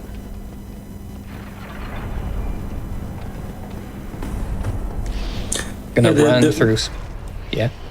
One of the cool things about that framed glitch we did is that you're not only selling a lot of souls at once to framed, but you're also duping them while using them. So you're selling and getting back from it at the same time. So it basically allows you to infinitely dupe as many souls as you want. But if you did that for too long, it wouldn't make that much difference anymore after a while. So only two cycles of it's more than enough.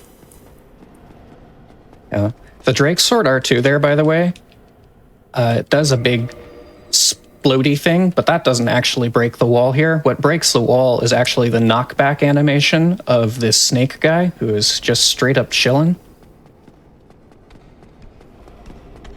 We're going to actually use that same effect. We're going to break the wall with our own knockback animation in a little bit. But first, we're going to drop down here to talk to Sigmar. His quest line is going to give us a couple of rings. And we need those. This happened to me the other day. Just let me through. Oh, nice. Okay. All right. We're going to make this work. Don't worry.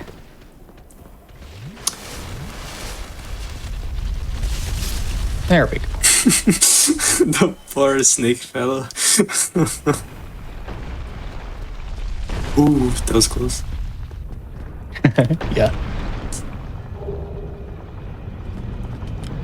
There's a ring for us. I'm gonna heal again, cause, yep. And I'm gonna quit out here to reset the cycles for the boulders, just cause I know that's gonna be messed up. I would normally equip that armor on the fog wall there, but this will do fine. We have to wait a little bit for the boulder to come down to us. So right here is where we're going to make use of. The boulder's gonna hit us a little bit, and it's gonna knock us through the wall, and that animation breaks the wall. There's a very cool video on YouTube by a YouTuber called Illusory Wall, who goes over all the, how hard is that? All of the minutia of how things break in this game, and it's surprisingly interesting.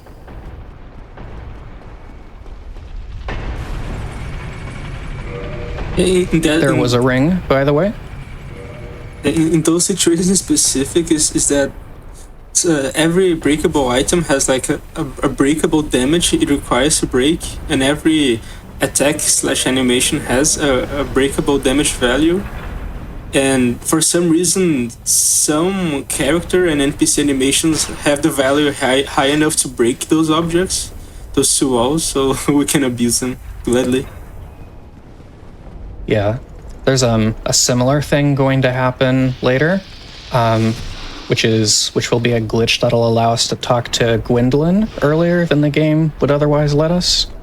Gwendolyn has a ring, of course. Earlier we pushed that lever, by the way, as part of Siegmeyer's questline. You have to do that for him to progress to Anorlando. Coming down here to pick up a ring. And this guy's in our way. This guy is also in our way, so I'm just gonna...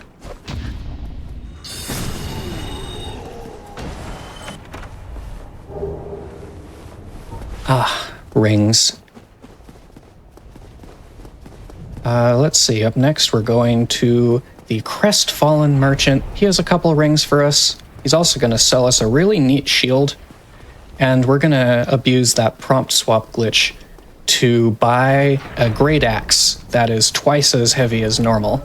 Fall damage in this game is based on a percentage of your health that's affected by how heavy you are, including all of your armor, your weapons that you have equipped. So actually having a heavier axe, 2 rings, we're gonna buy a 2-axe, 1 2-axe. And the shield. We abuse that so that we can set up the red tearstone ring, which will, as I mentioned, it doubles the damage you do approximately, but it also requires you to be at low health.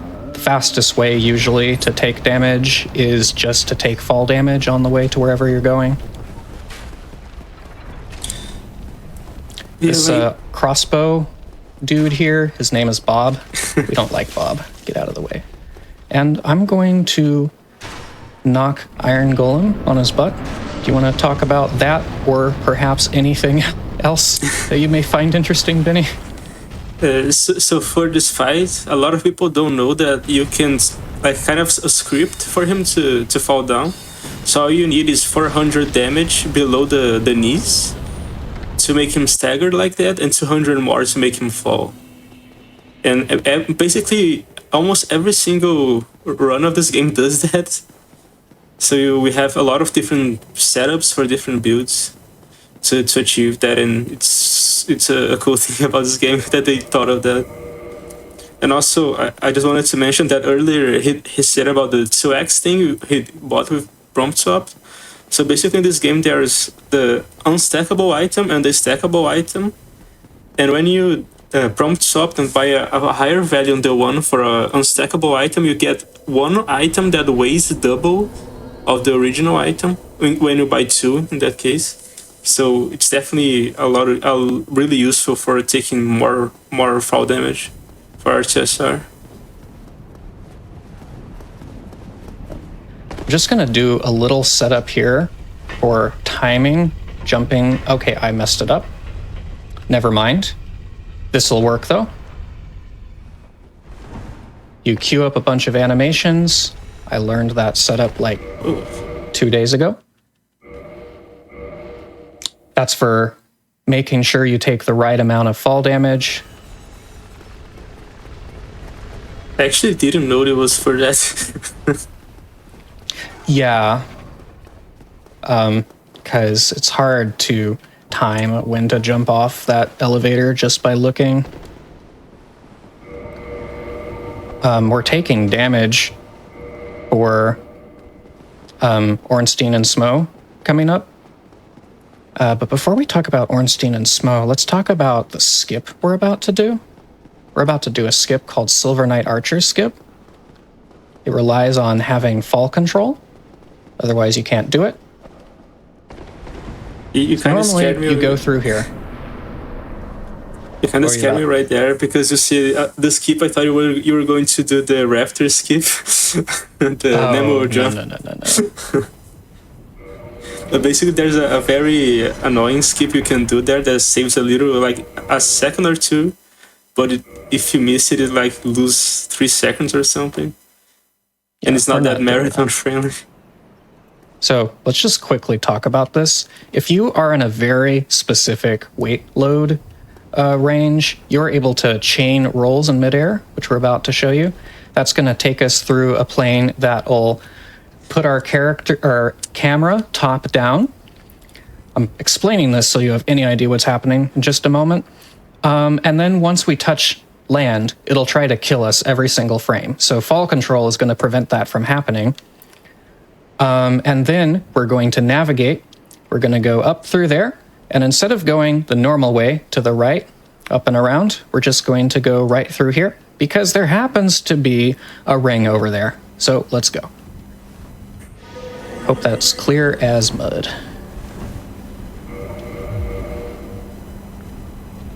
When you're in this view, you have tank controls. So holding forward on the left stick will make you run forward regardless of which way you're facing, and angling it a bit to the left or right will turn you.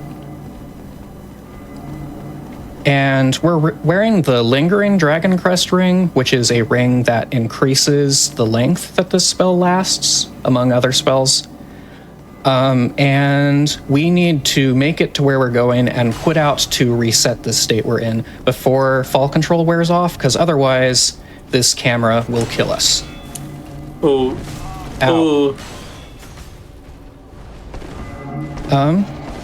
Okay. Well, Yeah, like tank controls with enemies running at you is definitely not easy. who's ready to see that again? I know I am. It's definitely one of the coolest skips in the game, so I also am ready. Yeah. Well, let me take this opportunity to show you another thing, because I don't feel like waiting for that elevator, and I have a backup RTSR, that's Red Tearstone Ring strat, that I can do from full health. So I'm going to cast Fall Control, and I'm going to jump down. And I'm going to quit out when I land. It saves our position at the bottom where we're supposed to be dying, but Fall Control delays our death by a little bit, by about a third of a second. And so we can just quit out. And our position will be stored, but our health won't have been depleted. So we're alive. And it's very nice. That's one of the oldest applications of Fall Control in speedruns, so it's definitely cool to see. It's actually a glitch with different names that appears in Demon's Souls and in Dark Souls 3 as well, where in Demon's Souls you have the cat ring that does the same thing, and in Dark Souls 3 you have an equivalent spell called Spook that you can abuse in the same way. Yeah, it's really cool to see how even glitches are connected in the Dark Souls universe in some cases like that. It's definitely like Fall Control is definitely the most useful in Dark Souls 1 though, for sure.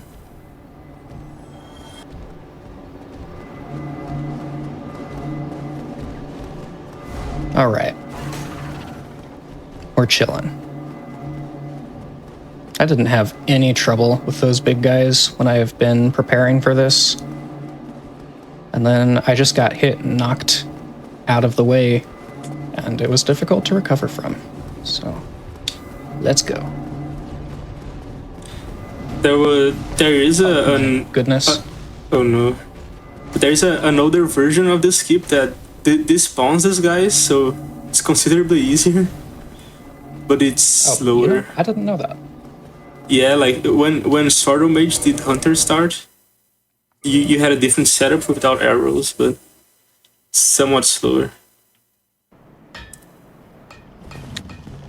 I just lost all those souls, but it's fine. I have a backup Quelaag soul just for that, and I forgot to equip the bow on stand up there. Kind of want that.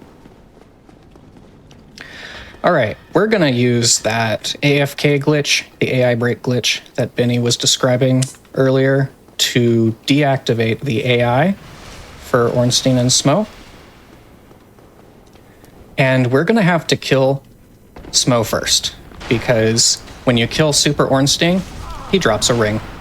How about that?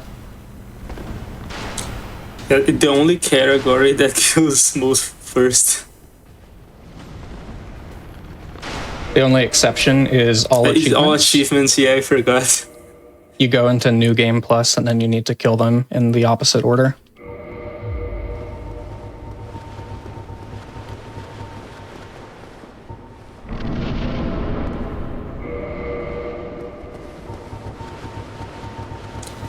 But yeah, here you can see they are not doing anything due to the AFK glitch. But as soon as one of them gets hit, they turn on their AI turns back on again. But you have more than enough time to get some hits in. And like, it doesn't necessarily save that much time compared to a really good fight, but it definitely makes things way more consistent for ONS in particular. So it's not that useful on every boss fight, but for this one it certainly is. Man, I have never been this close to the fog gate fighting him. Yeah, I was thinking that too. I hope we can reach the elevator, but I'd be surprised. Nah, he takes longer to die than regular Smo and Super Smo, so... I didn't know that. Also, I guess since you were using sorceries, you had more time to get to the elevator, since it's a projectile.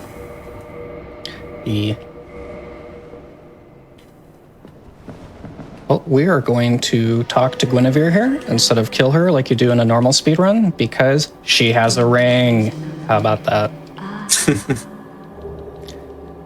Normally, you come into here and you just snipe her with a bow, or a bomb, or a spell, whatever you have. And that puts the Lord Vessel in your inventory, which is the reason we're here. It's a requirement to complete the game, and it allows you to warp between bonfires, but we also need to join her silly covenant so she can give us her silly ring so we can do this very cool run.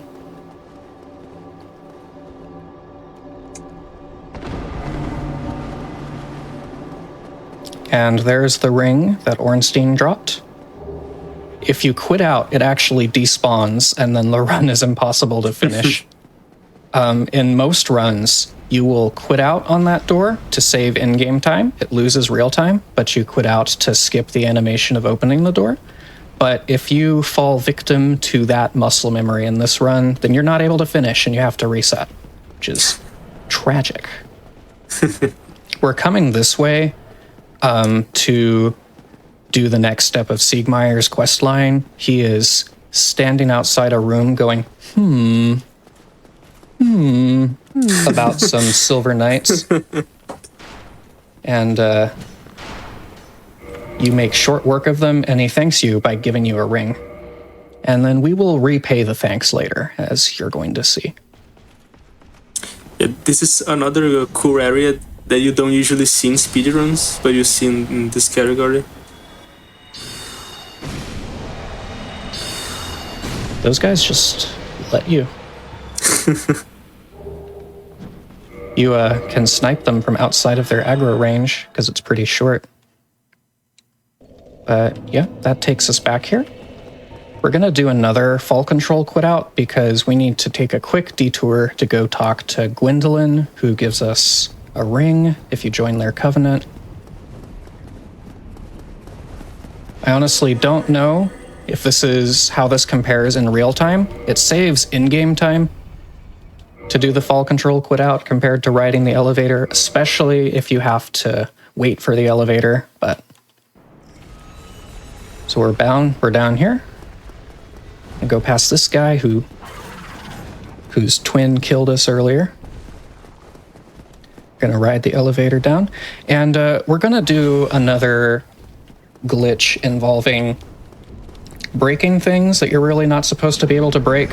There is an illusory wall between us and Gwendolyn. Normally, you need to wear a ring, which we will get later, but we don't have it yet. That makes it disappear. The illusory wall is that big statue at the end of this here. But so what we're going to do is we're going to use the character's stand-up animation that they do when you quit out and then load. Okay, try that again. When you quit out and load back in, You have to do that jump to store your position just right next to it, but your stand-up animation breaks the statue. That allows you to go through. There's a ring right there we picked up, the Ring of the Sun's Firstborn.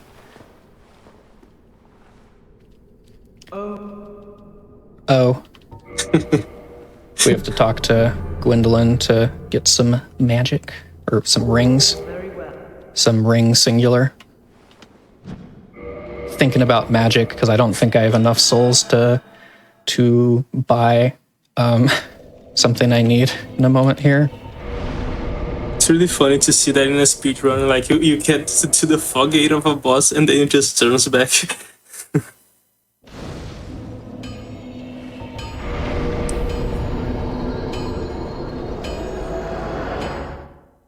So we rested there at that bonfire first, just for the purposes of optimization. I'm gonna really quickly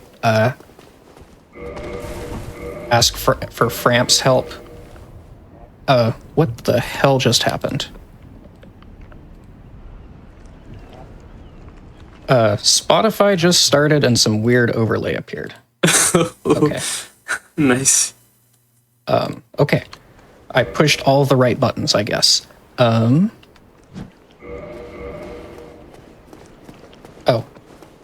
Right, he's gonna do that. Okay, that's fine. We'll go ahead and place the Lord Vessel while we're here. Normally the routing has us go over to Logan to buy some spells, and then come over here and place it, but we'll just do it in the other order. Slightly less optimal, but I need...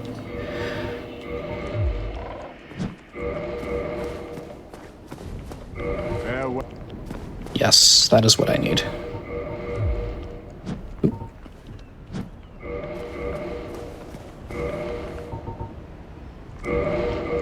Thanks for the souls. I'm gonna store this quantity 9 by looking at the humanities so I can buy 9 soul spears. And then I'm going to ask Griggs for a ring he has.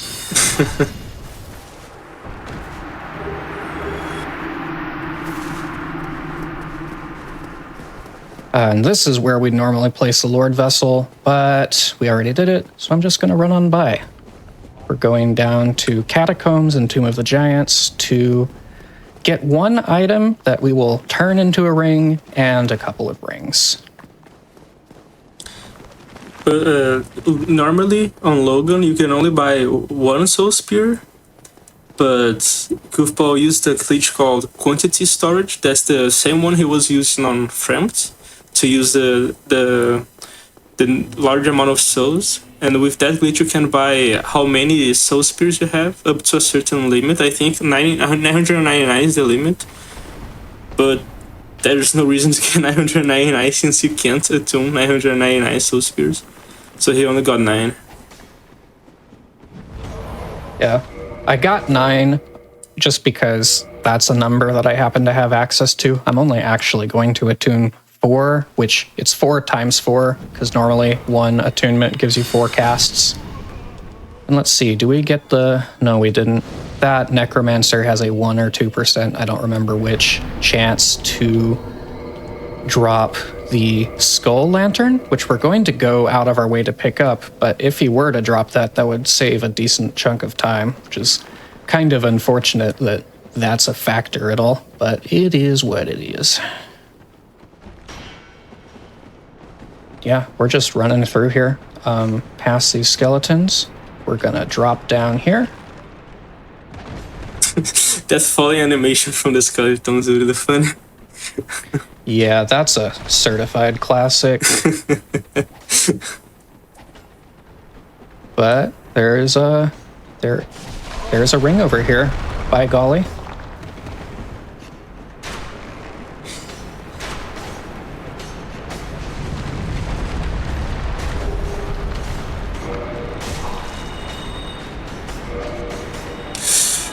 Ooh, nice. I decided to risk it and not... There's no risk, really. If you die, you just warp back, but I figured I'd try not quitting out. Gonna use fall control again here.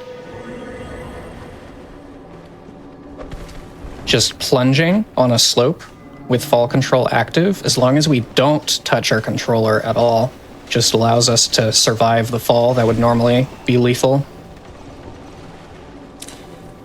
It's one of the many instances of fall damage skip that you can do. Like, there's a lot of different variations of fall damage skip you can do. Yeah, fall damage in this game is really more of a suggestion than a requirement.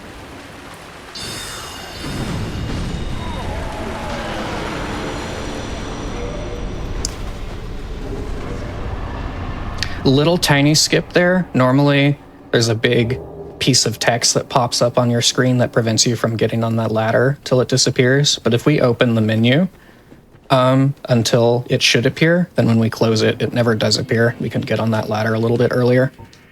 Cool stuff.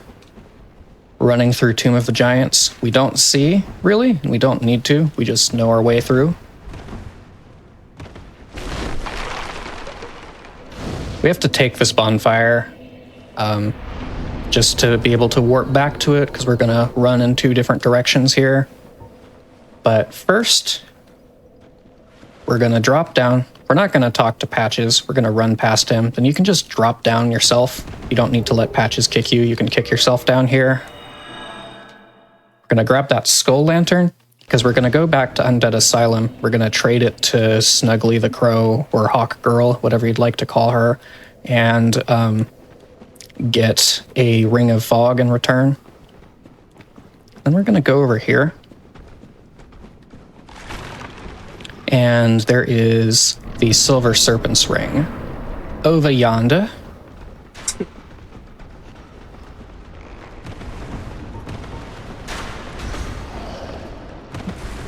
Easy jump. Never messed that up in my life. And that arrow goes over our heads, which is satisfying. All right. You know, earlier I warped to Undead Parish and then I warped to Firelink. I thought that I was at this point in the run because I'm a silly little goober, but actually you do it at this point of the run so that next time we Dark Sign, it'll just take us back here to Undead Parish. It's a little tiny optimization. I'm gonna go ask Siegmeyer politely for a ring of his. Thank you. Speckled stone plate ring, and that is the last ring he will ever give us in his life. So next stop is Undead Asylum. Going right back there. Can take that elevator up. If you've not played this game before, just get off at a strategic point. And there's 1 ring to pick up there, like I mentioned way back at the start of this run, and we're going to trade a couple of items to the Hawk Nest to get rings in return. We're going to trade that skull lantern that we picked up in Tomb of the Giants, and we're going to trade a Twin Humanity. First, I'm going to do some wacky menuing. We get a ton of rings in this category, so I'm reordering them so that ones I pick up later will be closer to other nice-to-have rings.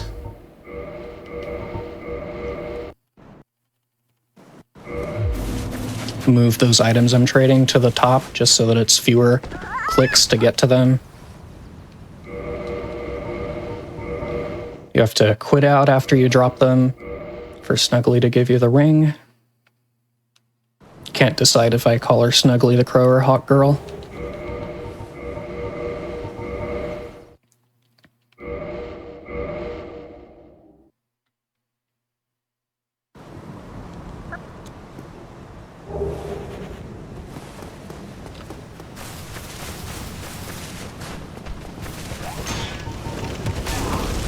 By the way, one use for toggling, as in switching between your weapons with the D-pad that you just saw, the toggle animation will actually cancel the stagger animation when enemies hit you, so you can use it to keep running past them even if they hit you. Oh.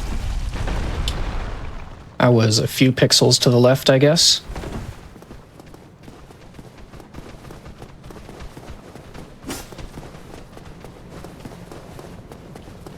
There's just a ring over here. A really cool ring, actually. Please just let me through.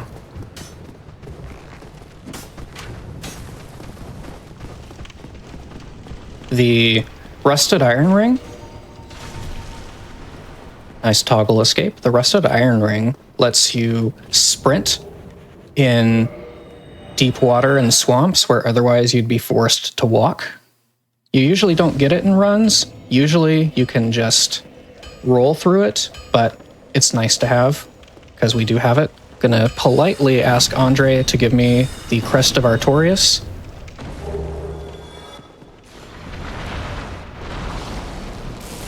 It's not a ring, but it'll get us some rings, so it's the next best thing. We're gonna do air rolls again, which was a small part of Silver Knight Archer's skip earlier, just at the very beginning. But there is no death plane that we're gonna pass through. So all this is gonna do is allow us to cancel the fall damage at the bottom here, to drop down here to this lower part of Darkroot Garden, which I only learned from this speedrun. You can just drop down to. Didn't realize it was right there.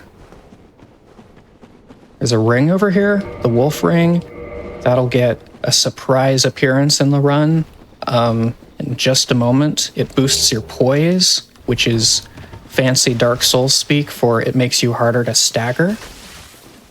I'm going to be going through Lower Undead Burg again. Lower Undead Burg is kind of a nightmare. So it's nice to be more difficult to stagger. And by the way we're getting to Lower Undead Burg from here, we are not warping normally, we are warping wrongly.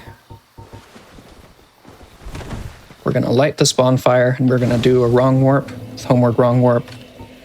Because our last bonfire is the parish one, this is going to take us right here. And you know what? I forgot to put on the wolf ring. Because I was so busy talking.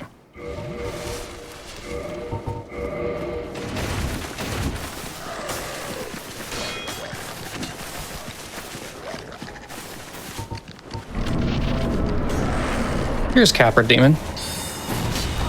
Ouch. He doesn't drop a ring or anything. He's just nice to have because... nice to kill because he drops a key to go get a ring in the depths. I think Benny's internet dropped out because he disappeared from the chat, and then I just got a is now online thing in Steam. Oh.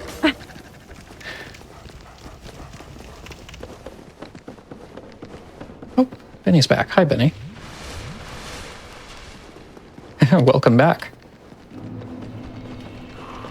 It's great to have you. And we're just gonna...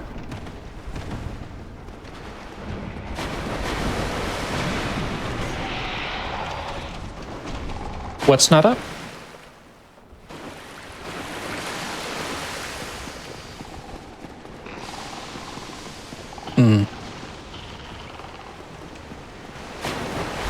Yeah.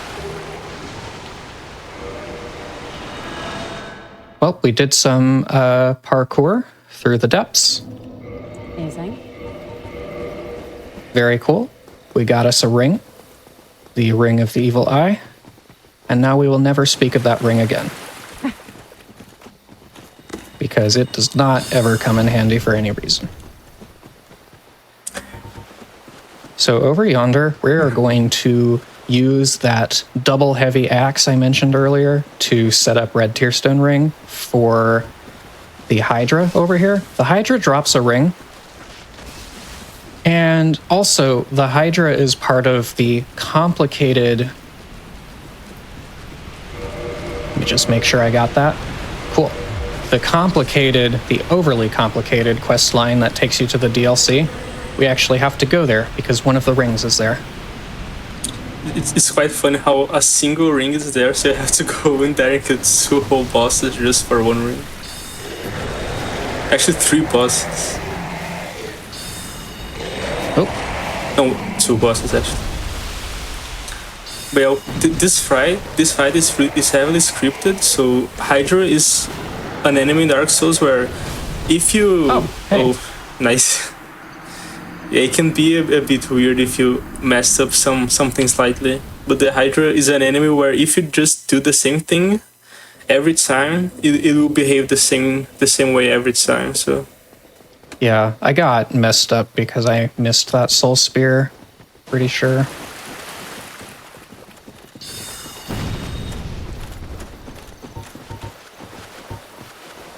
Yeah, so to access the DLC, we will slay the Hydra by chopping off all 3 of its heads. Don't count, please. And then that'll allow us to rescue Princess Dusk, who is from the past, by the way. Not important.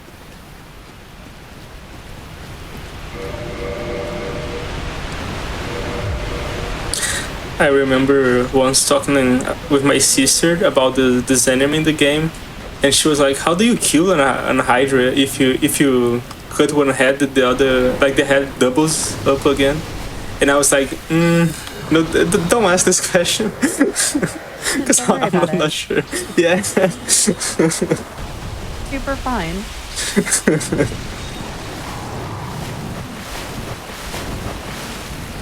Okay. Hydra, I'm gonna need you to turn faster, please.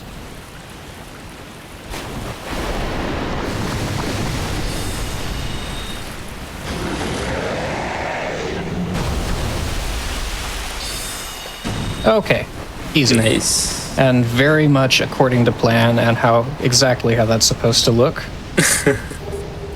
There's our ring, exactly what we wanted. And we have to quit out here. The reason that I wasn't able to find this without a guide is because you have to quit out here. I came over here and there was nothing here. But if you quit out, this guy appears. That missed. Yeah, thank God that when they released this DLC, they had written guides on how to reach the DLC, because imagine the bummer of buying a DLC and not being able to enter it because of how complex it is to enter it. The ring we got from Hydra, by the way, is a Dust Crown ring, which when you equip it, it halves your HP. When you take it off, you now have half HP. And that is actually the benefit, not the downside for speedrunners. The benefit is supposed to be that it increases the number of spell slots you have, or casts you have, rather. But we would much rather take the hit to our health because it makes it easier to set up our TSR. We're talking to Alvina here because she has, you guessed it, a ring. I never would have guessed that. We're talking to this guy because he will have a ring later, but only if we talk to him right now. Talking to him here makes him move to Blighttown. We skipped Blighttown the first half of the run, but shortly after this, we're going to go right there. And he's going to be a merchant. He's going to sell a ring, and his friend, his slightly invisible bodyguard, is also going to have a ring. And we're going to ask him politely to hand it to us.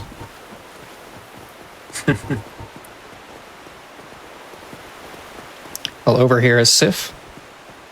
Not only does Sif drop a ring, which is a key item for fighting one of the bosses in this game. You have to fight Sif first to get the ring to be able to access the other boss.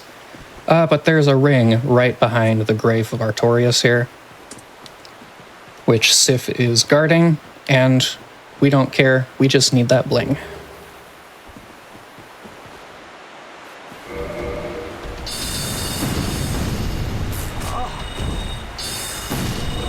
Nice. That was a good fight. Like, Sif can be really RNG, so... So, that Daughter of Chaos bonfire that we quote-unquote rested at earlier, we're now going to warp to it. Because there's a ring down here that we need. And it is down at the Centipede Demon. He has a ring on his arm, the orange charred ring. It lets you walk in lava. Not going to be useful, but it's a ring, so we need it. And to get down there, we're going to do a really silly glitch. A really cool silly glitch called Fire Sage Elevator Clip. The elevator here, that little pad's an elevator, is technically part of a different map than the one we're in, so it loads in like a fraction of a second later than the rest of the map. We stand on the edge and quit out because the stand-up animation we do when we load back in makes us move back a little bit. Oop, wrong spell.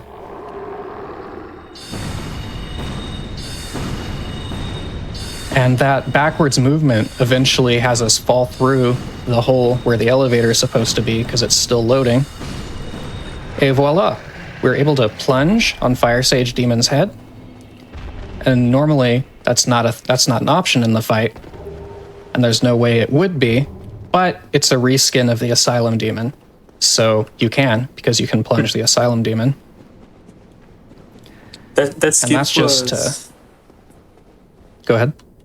That skip has an interesting story of how it was discovered, because Camus, one of the community members for this game, he was testing some stuff on how to get consistent twinkling titanite spawns on the Great Hollow tree, and he noticed that every time he would quit out, he would spawn a little bit more backwards every time, and he was like, what if this was a thing? And he went to test it, and it was perfect. Yeah, a viable skip that saved a lot of time and changed a lot of how No Wrong Warp was played at the time, which is really cool. We're warping to Tomb of the Giants here, just to do a homeward wrong warp. And that's going to take us to the top of Blighttown because our most recent bonfire was the Daughter of Chaos bonfire. So now we're in Blighttown. We're going to get a few rings here. We're going to go into the Great Hollow because there is a Chloranthy ring here. And then we're going to go talk to Shiva, who we met earlier in Darkroot Forest, Darkroot Garden.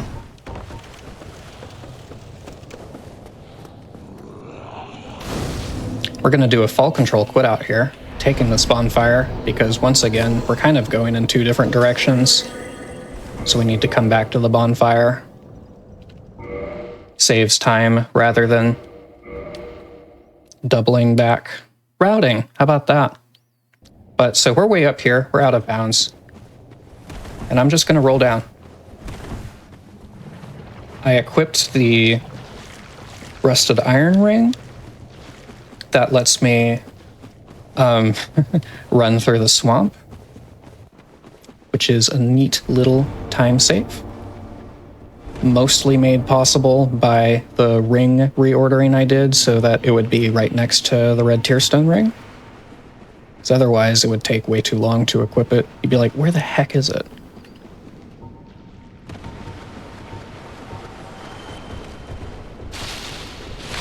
And here's our guy right here.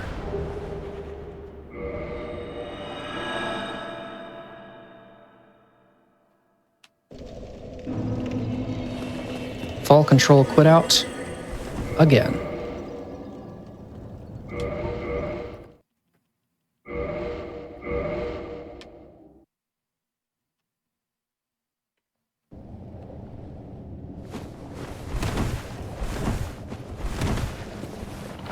So I roll down the slope there because rolling, you can roll again when you're rolling down a slope. That's just sort of the way it works.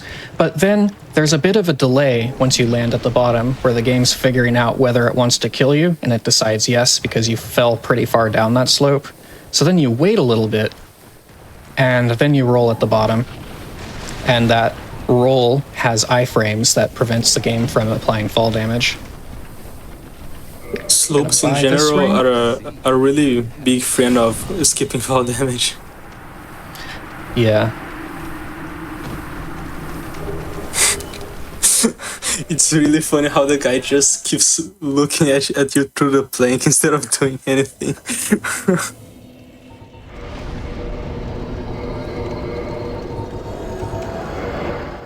I equipped the Chloranthy ring here just because we're going to do a kind of long running section here. And the Chloranthy ring increases your stamina regeneration, so it just makes you run through here slightly faster. This is also one of the few speedruns where you're running through this area and it's bright out with the sun still out. Because in basically every other speedrun, you killed Guinevere and now Anor Londo is dark. You come to this area and it's basically pitch black and you can't see anything. There's a skip that's done here in all bosses. It's done in the darkness, and the tutorials that I've seen community members create for it, they mention, I've boosted the brightness as much as I can. I know you can barely see anything anyway. I apologize. That's just how this area is. I guess they could have made the tutorial in the daylight. Oh well. Coming here, it's just one ring that we're getting here, the white seance ring. But it's a ring, so we need it. Gonna do some menuing here while we're waiting for the elevator. Oh, and then we're also getting the key to the DLC, now that we've rescued Dusk by killing her. Sorry about that, by the way, Dusk. This guy here drops the broken pendant, which allows you to enter the DLC. But so we're going to go up to the scripted encounter where you die to Seath. That places us in the prison. Then there is a ring in the prison.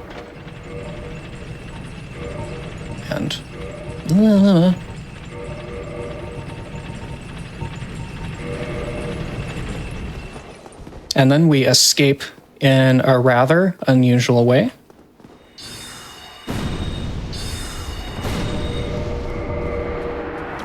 I equipped the Darkwood Grain Ring that we got from Shiva's bodyguard, just because there are basically no speedruns that use that ring, because why would you ever go out of the way to get it? And it's just cool to be able to use it. I remember casually playing this game, I would always get this ring just because it's cool. And you're right, it sure is.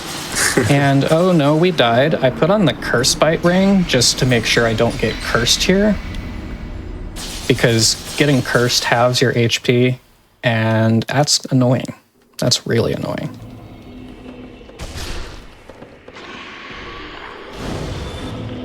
Gonna flip around a little bit just because we can. We smack that guy so he gives us a key. We light that bonfire so we can use it in a moment, because believe it or not, we're actually going to use that to warp out of here. Normally, you're not able to warp from that bonfire, but there's the ring. The way it's programmed is the thing that actually keeps you from warping at that bonfire is a status applied to the floor of your cell. So if you rest at the bonfire from right outside, which you'll see what that means in just a moment, you can just warp out. This is one of the coolest little tricks of this game. Like such a simple way of skipping that section. We're gonna do another Homeward Wrong warp. I never really explained it, but you might have caught on that where you're warped to is based on your last bonfire, because our last bonfire was the parish one that takes us back here to Undead Burg. So there's a couple of rings here still before we go into the DLC. There is Havel's ring, and there's the blue Tearstone ring. The red Tearstone ring's maligned little brother, because it's useless. Well, it used to be useless, and now it's only used because we need one of any ring and all bosses for ESM, so... Yeah, ESM is a glitch that's used in some speedruns, and it requires you to have a ring, any ring, it doesn't matter what. So that one's picked up just because it's on the way, but otherwise it's a very useless ring. It increases your defense, but only while you're at low health. And at such low health, you're gonna die in one hit anyway. There's Havel's ring. I put on the Chloranthe ring and the Rusted Iron ring so that I can run through the water here. We're backtracking through here to get to the DLC. There's no way around it, unfortunately. Like, we poke fun of the Blue Tearstone ring for being useless, but the name of the current All Bosses route is dedicated to it, because it used to be called Dragon Tooth, but now it's called Bluetooth, as a reference to, cell phone Bluetooth.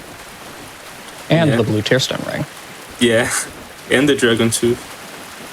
Yeah, the tooth part is from the Dragon Tooth, which is the weapon that's used in all bosses runs. So there's the portal to the DLC. We're going to go through here. We're going to kill 2 bosses, and it's all just to get 1 ring. Calamite, one of the bosses, he's a big old dragon.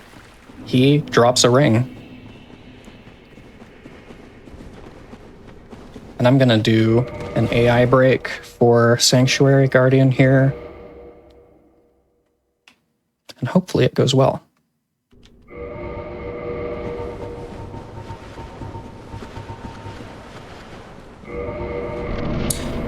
So again, for anyone that got in late, like he's doing his buffering animations out of other animations, so he can be in a unloaded state at specific moments in time during the AI cycle. So the enemy doesn't, like, the enemy can look at him and follow him, but they can't necessarily attack him. Yeah. So, easy boss. Never messed that up in my life. I do believe you when you say that. Yeah. Why would I lie? You have no reason to. Yeah. We just rest at that bonfire just for safety. In the normal run, you don't rest at the bonfire. You just go right through and you warp out when you're done. But if I die, I don't want to come all the way back, so. That bonfire, it's, at least for me, like one of the most memorable parts of speedrunning this game. Because I remember the first time I did a run that I skipped that bonfire, and like how risky I felt, like the pressure it's really in my shoulders. nerve-wracking. Yeah. So we're coming to this elevator here, which is normally a shortcut back after you've gone the long way around, but we're going to do an air roll down.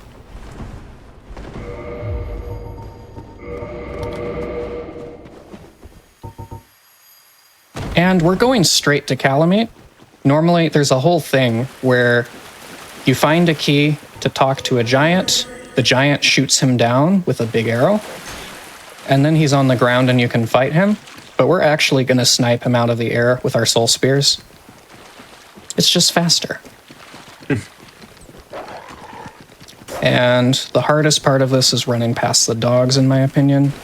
It's not hard, but it's scarier, because they are out for blood. So you see he'll do a specific pathing right here, and this is to trigger one attack from Calamite that allows him to hit him with the soul spears. Yeah. Calamite's behavior in the arena is based on where you're standing. He does flybys that are intended to burn you to a crisp, but this can be manipulated. And then I'm literally going to use this item, the blue eye orb, to shrug rhythmically to time his return. A cool thing about this... Go ahead. A cool thing about this fight is that it's been like many years since we knew that you could kill him without Goth, but the difficulty was doing that in a fast manner, And when we figured out this specific way, like we only knew at first you could do with sorceries, but then one of the community members, Androv, he had a dream about doing it with a melee weapon and hitting his tail while he's flying. And then he went to test it out in game, and it actually worked. So his dream completely change the all bosses routes roughly, and made melee only viable for the first time in like 10 years, like actually 8 years at that time.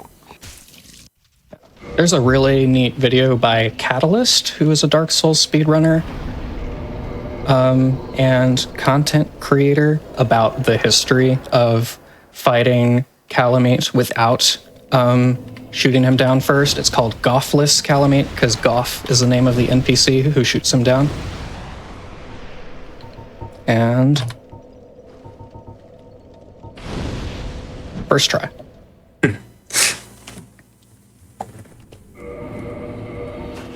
So we are right at the end here. I put on the Dust Crown ring to half my health. We're gonna run past this guy and bait him to do some more damage. Yeehaw. We're gonna cast all 41 of our rings in the fire, but unfortunately only 2 of them are gonna be destroyed by that process, because 2 of the rings we have are key items, and they're removed from your inventory automatically, so you don't start New Game Plus with them, because that would wreck the progression of the game. The rest you do take with you, so I'm gonna call time when I trigger the ending of the game, but then I'm gonna quickly load in to New Game Plus and count the rings. That is just the tradition. So in the Speedruns community, we have another tradition that is every time a runner is in the kiln, finishing a run, you post Frankers in chat. So if anyone wants to post Frankers for the tradition, that would be appreciated. That would be pretty poggers, yeah. Gotta remember to put the bellowing ring back on. That, I never mentioned it this whole time, but that also increases your sorcery damage.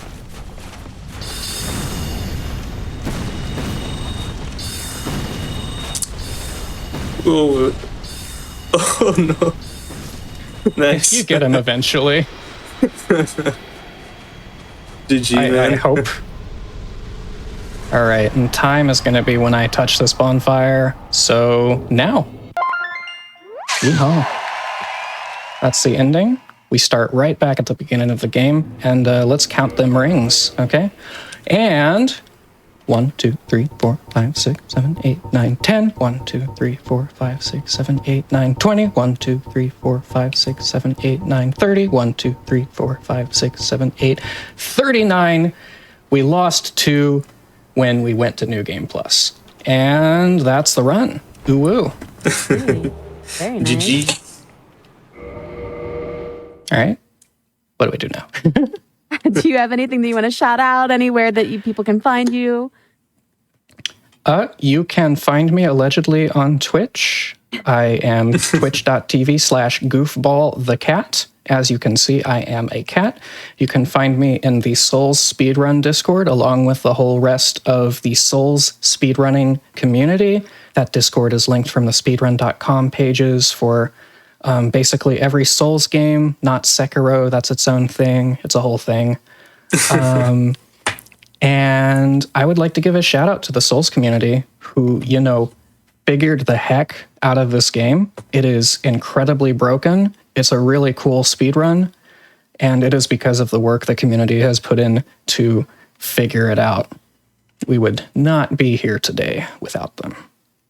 And I rest my case. Well, thank you so much for running this. It's a very, very fun run, very fun category that I had just recently learned about. And it was really a pleasure to watch. So thank you again for joining me for As Seen on TV and doing Lord of the Rings %. That was very great. Chat, I have one quick thing for you before I send you on your way to more speedruns. Your subs, Prime Gaming subs, gift subs, and bits cheered on the GDQ Twitch channel help support games done quick hotfix like this one. If you enjoy watching speedruns, consider subscribing to the channel to get access to our emotes and chat with other subscribers during our replays. And like I mentioned, we have more coming up. So stay tuned for a Poppy Playtime Speedrun special coming up after the break. Passion Project will return at its normal time in 2 weeks, December 6th at 10 p.m. Eastern. So get up, stretch, get something to drink, get something to snack on, and we will be back with more rounds.